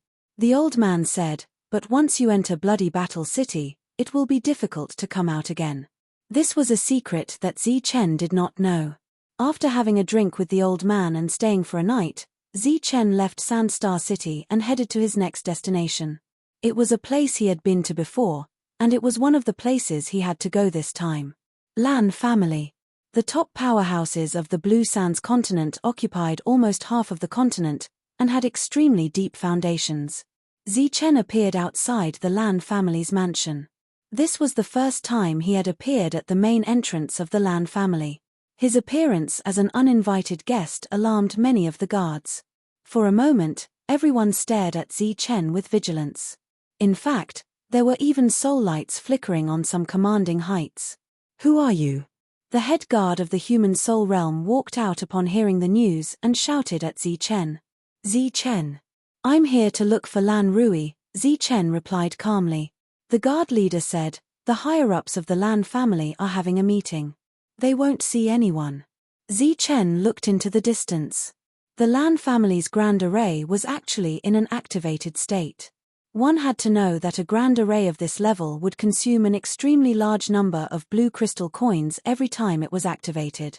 Moreover, this array was used to intimidate. The Lan family would not use it unless they had no other choice. Zichen stood there, but the head guard of the human soul realm did not dare to drive him away. Although the other party did not emit a powerful aura, his intuition told him that this person was definitely not ordinary. Moreover, the other party dared to call young Master Lan Rui by his name. Obviously, his relationship with young Master Lan Rui was not ordinary. "Let's see what's in front of us," Zichen suddenly said. The head guard of the human soul realm was slightly startled and puzzled. The ghost spirit appeared on Zichen's shoulder and looked at the grand array in front of them. It had inherited all the advantages of the ghost spirit and the ghost spirit. Its perception and combat strength were extremely powerful. In just a moment, a soul thought entered Zichen's sea of consciousness. Zichen was slightly startled. Then, he looked at the head guard of the human soul realm and asked, "Do you know what's happening in your family?" The head guard of the human soul realm shook his head, but he was also on guard. He had vaguely guessed that the other party seemed to want to force his way in. "Disperse." Zichen only said one word, and a hurricane appeared, carrying the head guard of the human soul realm into the distance. The other guards at the back had not closed the grand array. The hurricane had already approached, and their bodies were all sent flying backwards. In the Lan family's meeting hall, the third elder, who had suffered great losses in the game time and time again, looked at the current head of the family and said, "Now that things have come to this, I think it's best for you to give up the position of head of the family. Don't worry, as long as you do as I say and take your bloodline out of the Lan family, I will let bygones be bygones for all the unpleasant things that happened in the past." The current head of the Lan family, Lan Rui's grandfather, sat at the head of the table with a gloomy face. During the original meeting, there were more than 20 elders of the Lan family, but today, there were less than 10 of them. For some reason, the other elders were not present in person. "You've gone too far," Lan Rui said angrily. "With your way of doing things, even if the Lan family was handed over to you, the final result would only be destruction. What's more, you colluded with the Shaw family and killed your own clansmen. This is unforgivable." The third elder had failed miserably every time he set up a trap. As a result, too many of his clansmen had died. In fact, he had already lost his power. However, for some reason, the other party suddenly colluded with the Shaw family. Moreover, the Shaw family completely disregarded the Lan family, and their assistance to the third elder could be said to be unprecedented, resulting in today's scene. The third elder's people suppressed the family head's bloodline with lightning speed. At the same time, they also restrained the neutral faction, and then came to force the abdication. "You don't have much time left." The corner of the third elder's mouth carried a complacent smile, "because the current me still has a benevolent heart, but once I think of the tragic death of my son and grandson, perhaps that benevolent heart will fade." The faces of the family head's bloodline changed. In fact, this was just a casual remark. The third elder did not intend to let anyone go, because he wanted revenge. He wanted to eliminate the root of the problem. However, in order to avoid the bad influence of controlling the family in the future, he was willing to give these people a chance to leave, a chance to live. As for what would happen to them outside, it had nothing to do with him. For example, accidentally encountering a group of bandits, a group of robbers, causing all of them to die. "Looks like you're in trouble." Chapter 4019. The old man was still standing in front of the abyss, gazing into it. The view in the abyss had not changed at all: loneliness, darkness, and despair. There was no future in the long years. The woman in cyan came from behind and said softly, "Master, is this okay?" The old man said, "Are you saying that I broke the agreement?" The woman in cyan nodded. The old man said, "It doesn't count. The Soul Eater clan has too many tricks up their sleeves. They were the first to break the agreement. That kid just walked the way he came. It's not a violation. Of course, discovering the Soul Eater clan has nothing to do with us. It's that kid's intuition is sharp and he hates evil." The woman was speechless. That being said, sending Zichen to the source and following the vine to find the melon was a bit intentional. What's with that pet? The woman in cyan said, I only gave him a ghost, not a physical body. The old man said, it should have been born by chance, but it could also be the will of the heavens. Maybe there will be some unexpected power. Asterisk asterisk asterisk asterisk asterisk asterisk asterisk asterisk asterisk asterisk. Zi Chen entered the conference hall. The third patriarch looked at this familiar yet strange young man and said unhappily, Who let you in? Lan Rui and the family master recognized Zi Chen at first sight. They were very surprised. Zi Chen, why are you here? Lan Rui said in surprise. The third patriarch's expression changed. He finally remembered who this person was. He had seen him once. But at that time, he was as weak as an ant. It was because of this guy that his plan had been ruined time and time again. Why are you here? Where are the people outside? The third patriarch stood up and said because he had noticed the problem. Zi Chen smiled and said, Are you talking about the Soul Eater clan? They're all dead. Soul Eater clan? Lan Rui's expression changed. He said, Aren't they from the Shaw family? Zi Chen said with a smile, They have to have the guts to be from the Shaw family. If they wanted to go against the direct line of descent of the Lan family, they would need to mobilize a huge number of experts. With the status of the Shaw family, it wouldn't be a problem for them to add fuel to the fire from behind. However, it was almost impossible for them to become the main force to fight against the Lan family. Furthermore, Zi Chen was very familiar with the aura of the soul-devouring clan. He was very surprised. He had not expected that the soul-devouring clan's hands would stretch so far. Fortunately, he coincidentally encountered this matter. The master of the Lan family was enraged. Third brother, how dare you collude with the soul-devouring tribe? Bullsh asterisk T, I'm only joining hands with the Shaw family. Do you believe this brat's words? The third elder said angrily, Men, take this rumor down. No one came in, but two people behind the third elder walked towards Zi Chen. They used the power around their bodies. They were from the soul-devouring clan. However, they did not want to expose their identities at this moment, so they deliberately restrained a part of their power. Looking at the two people who were rushing forward, Zi Chen's lips curled into a mocking smile. Even if the two of you use your full strength, you can't do anything to me. Moreover, you're hiding your head and showing your tail. He rushed forward like a ray of light and collided with the two people. In an instant, Zi Chen stood in front of the third elder. As for the other two people, they fell to the place where Zi Chen was standing before. It was as if the three of them had swapped places. The two people's vitality had disappeared. The third elder retreated in horror. He had not expected that after so many years, the little brat that he could crush to death with a finger had become so powerful. He was very clear about the combat strength of the two people beside him. However, they had died in just one exchange with Zi Chen. The others also retreated in horror.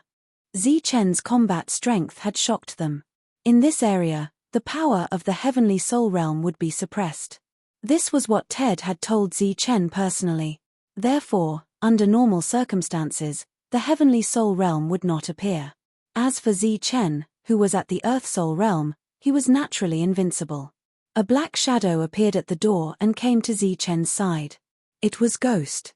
At this moment, its little belly was round as if it had just eaten a full meal. Its perception was sharper than Zi Chen's. Now that it had returned, it proved that the dust had settled. The situation was over. Wails and cries for help came from outside. Elder, this is bad. A black monster has come and swallowed all of us. Hearing this, the third elder's body immediately went limp and fell to the ground. It was as if he had lost all his strength in an instant. The others also lost their previous aggressive aura and involuntarily retreated. Zi Chen turned to look at Lan Rui and said, Shall we talk? Lan Rui nodded. Then, the two of them left the conference hall. Ghost stayed behind and cooperated with the Lan family's patriarch to deal with the matter. After leaving the hall, Lan Rui saw many of his family members around. They were all third elders' subordinates. At this moment, their faces were full of fear and hesitation. Seeing Lan Rui and Zi Chen walk out, many people retreated with vigilance.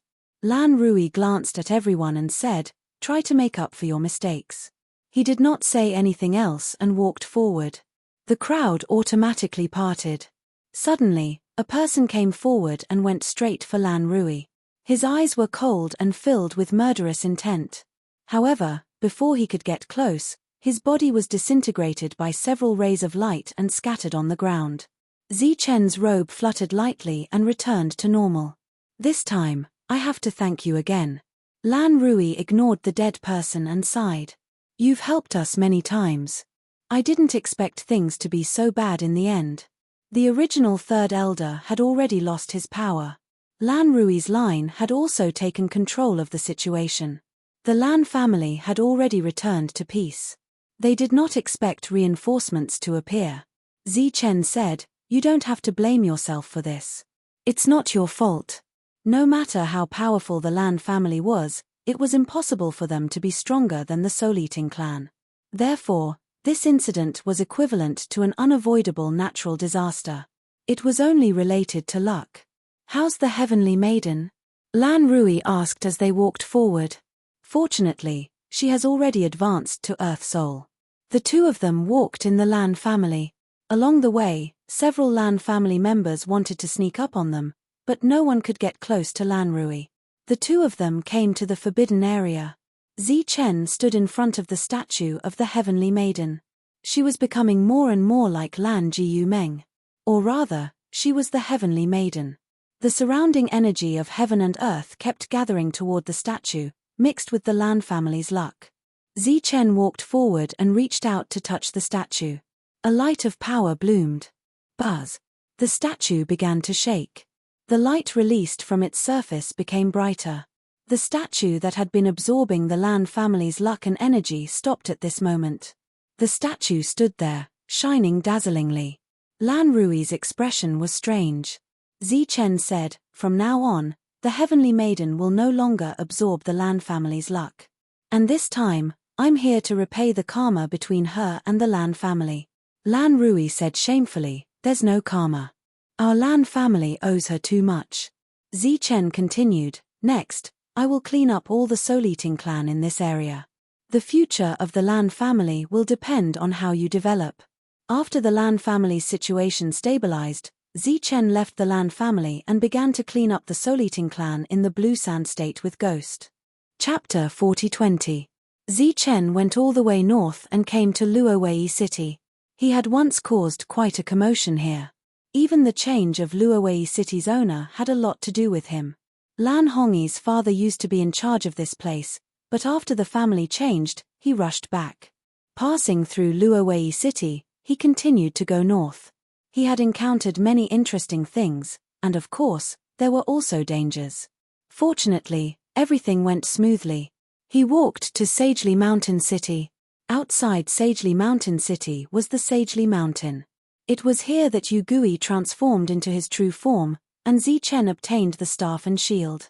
When he left, there were also endless troubles. Zichen released his soul power, wanting to see if he could meet one or two acquaintances in this city. Soon, a smile appeared in the corner of his eyes. Retracting his soul power, Zichen walked towards the corner of the street. Because he was in the city, Zichen walked for half an hour before he saw a noodle shop. The location was not good, and the shop was not big, but at first glance, Zichen felt a sense of familiarity. Zichen walked in. A man was eating with his back facing him, and an old man was wiping the counter. Seeming to have sensed someone coming in, the old man raised his head, and when he saw who it was, a strange look appeared in his eyes. A big bowl of sour soup noodles. Zichen's voice sounded. The man who was eating noodles seemed to have been struck by lightning. His body suddenly trembled, and then he slowly turned his head. His eyes were wide open, as if he couldn't believe that he had heard a familiar voice. Zichen said generously, "What are you looking at? Haven't you seen a handsome young master?" "Shopkeeper, all the noodles today are on me, and 2 jars of earthburn." "Okay." Old Tang smiled and then went into the kitchen. Zichen took a plate of side dishes and sat opposite Ou Li. "It's really you." Ou Li finally came back to his senses and patted Zichen's shoulder hard. Zichen smiled, turned around and took 2 more jars of earthburn, and handed one to Ou Li. "Why are you here?" Ou Li asked in surprise, "Isn't that place impossible to get out? Didn't you go in?" "Yes. Today, I'm just here to take a look at you guys. After this, I'm going to do something big." Zichen opened the bottle of wine. He didn't even use a bowl. Instead, he directly raised the wine jar. "Are you here to say goodbye?" Ou Li patted the wine jug hard, and the seal on the wine jug opened automatically. "Sort of." Zichen said, "It won't be easy to see him again in the future." After Old Tang came out with a bowl of noodles, he immediately closed the door. Then, he brought a pot of clay over to the two of them. Zichen told them about what had happened during this period of time. After learning that Lan Jiumeng and Shan Ya were fine and were very popular, the two of them were very happy. Zichen stayed in the Sagely Mountain City for one more day. On the third day, he went to the Sagely Mountain. He went to the Sagely Talisman Mountain and went to the mountain peak to see the Mountain Lord. While climbing the mountain, many of the descenders saw Zichen. Their expressions were very complicated. Their memories of Zichen were still stuck at the previous trial. If it hadn't been for the Sage Heavenly Mirror, most of them would have been killed. During this time, no one came to stop Zichen. It was unknown whether they had received instructions or not. Zichen climbed all the way to the mountain peak and went to the Mountain Lord's place of seclusion. The Mountain Lord was already waiting for Zichen at the peak. When he saw Zichen, he exclaimed, "Young man, you're really amazing. It hasn't been long, but you've already reached such a level. It's just a coincidence." Zichen smiled faintly. "Why did you come out? Do you have a mission?" asked the Mountain Lord. "No, I just happened to pass by here and wanted to see you." Zichen said, "I have some clues about the exit." "Oh." The Mountain Lord's eyes lit up. Zichen told him about the legend of the storm in the Death Canyon. The Mountain Lord's expectations disappeared bit by bit. If the entrance was really there, how was it different from a dead end? Zichen hesitated slightly and said, "That place is just a legend, but I know someone who might know where the exit is. I'll discuss this with her when I return." After chatting with the Mountain Lord, Zichen left the mountain peak. He didn't go down the mountain but disappeared into thin air. He came to a space where an old man was standing in front of him. Zichen looked at the old man he had seen during the trial and asked tentatively, "Mirror spirit?" The old man nodded. He flipped his hand and there was an object in his palm. It was a palm-sized mirror emitting light and surging spiritual power. Zichen looked at the mirror spirit in confusion. The mirror spirit said, "Help me send someone off." Zichen's expression changed. "Fairy." The mirror spirit smiled and didn't answer, but it was a silent admission. Zichen said, "So, you were the one who released the light back then?" In the past, Zichen had run into trouble in the Water Immortal Mountain Villa, and it had been a huge trouble.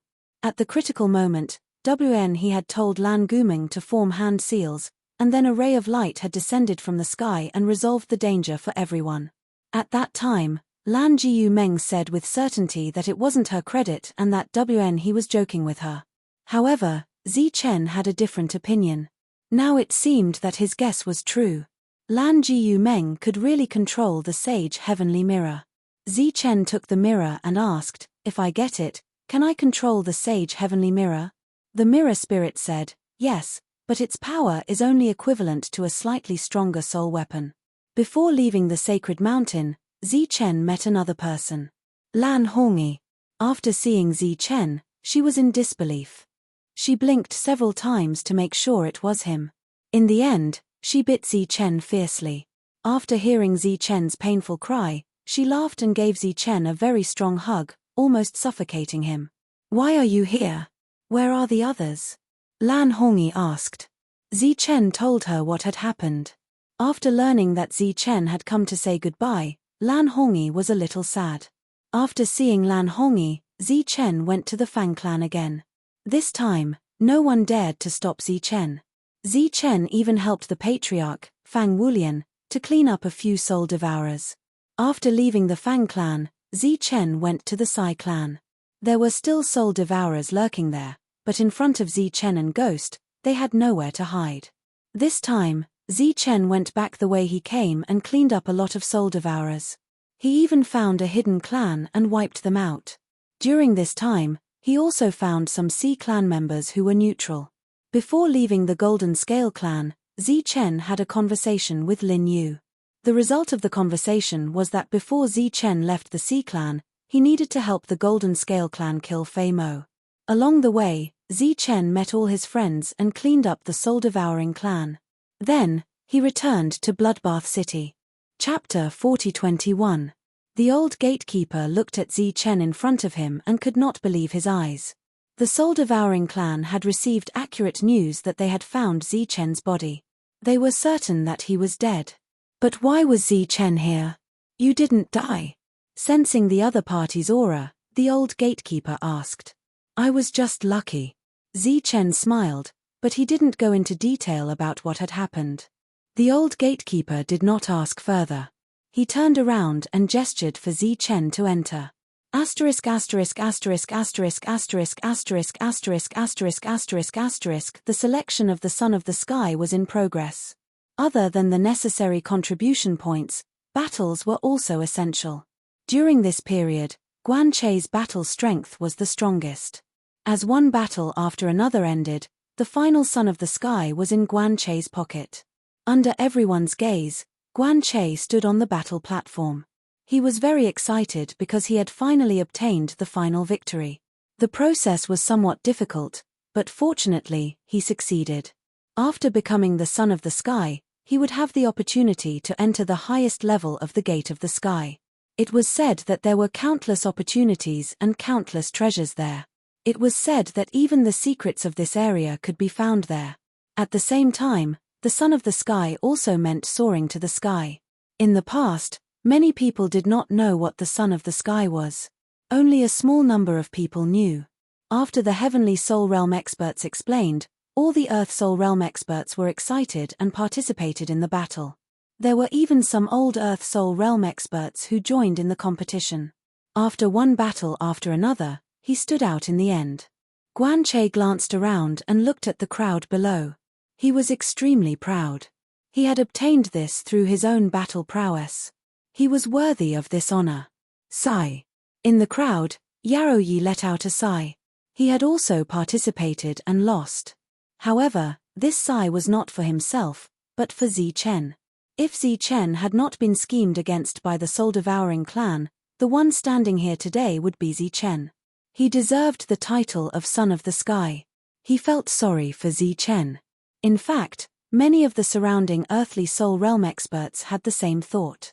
The Son of the Sky was the strongest earthly soul realm expert in the soul-hunting tribe. The only one who was worthy of this title was naturally Chen, who had killed 9 people by himself. Yarrow Yi looked to the side. Chen's team of 4 was in the crowd, but for some reason, they didn't participate in this competition. It was as if they didn't care about the identity of this child of the sky. At the same time, Wen He, who everyone had high hopes for, did not participate in the battle this time. On the battle platform, Guan Chei's gaze swept across the audience. After taking in the expressions of the crowd, he said aloud, I know that I have won the final victory this time. Although I deserve it, there are still some people who are not convinced. Some people even think that it's because Chen isn't here. If Chen was here, I wouldn't be standing here.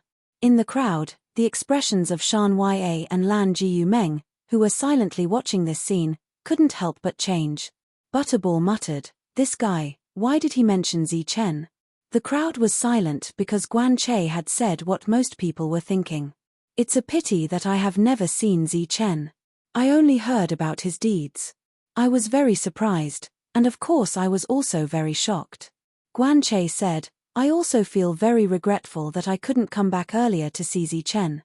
I heard that when he was in Blood Battle City, he was very low-key.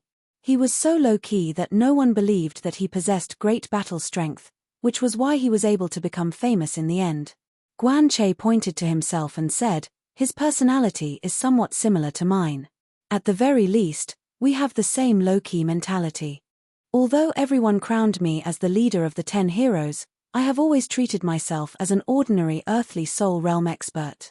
It's a pity that I didn't meet Zi Chen and couldn't have a fair battle with him. If Zi Chen was here, I would be willing to accept the fact no matter the result of the battle. Everyone was looking at Guan Che. They were also very surprised that he would take the initiative to mention Zi Chen and give such an evaluation. However, some people were very disdainful. For example, Guan Che actually compared himself to Zi Chen. How could the two be compared? Guan Che continued, but all regrets are useless because the dead can't be brought back to life. Just from this point alone, Zi Chen's luck is actually not as good as mine. Butterball looked at the fighting ring and said unhappily, Guan Che, what nonsense are you spouting? If you had Zi Chen's luck, who knows how many times you would have died by now? Guan Che smiled and said, this is actually part of luck. In the face of real life, we can't say if, and we can't say if. For those of us who are on the battlefield, luck is also something that can't be ignored. As the lucky winner, I can tell everyone here that we soul hunters will be more united in the future. We will kill more Soul Eater clan and avenge the dead Zi Chen. Guan Che said vehemently, from now on, my goal is to fight the Soul Eater clan to the death. A ray of light suddenly appeared on the fighting ring. It was Shan Ya. She looked at Guan Che and said coldly, you don't need to avenge Zi Chen. Now, I want to challenge you. Do you dare to accept? Shan Ya was really angry. She didn't care if the caretaker was the son of the sky, but what she cared about was that the caretaker kept mentioning Zi Chen. What right did he have? He was already dead. Did he still need to mention it? Did he think that Zi Chen was unlucky and died, and that he was lucky to be alive? Therefore, she was angry and stood up. There was an uproar all around. No one had expected Fairy Shan Ya to stand up at this time. Just as the uproar was going on, a person appeared beside Lan Jiyumeng. Moreover, he was very close to Lan Jiyumeng. He was almost touching her shoulder. This made her very uncomfortable. At the same time, she was angry because of Guan Che's words. She wanted to teach this person a lesson. However, after turning her head, she seemed to be petrified and stared blankly at the person in front of her. She saw that person put a finger to his mouth and made a shushing gesture. Lan Jiyumeng covered her mouth. Her eyes were full of surprise and excitement. She tried hard not to make a sound, but she couldn't hold back the tears in her eyes. At this moment, she really wanted to go forward and throw herself into that person's arms and cry. She wanted to vent all her longing, grievances, and self-blame. She saw that person smile and pointed to the sky, as if he wanted to watch the battle. Lan Jiyumeng suppressed her excitement and turned to look at the fighting ring.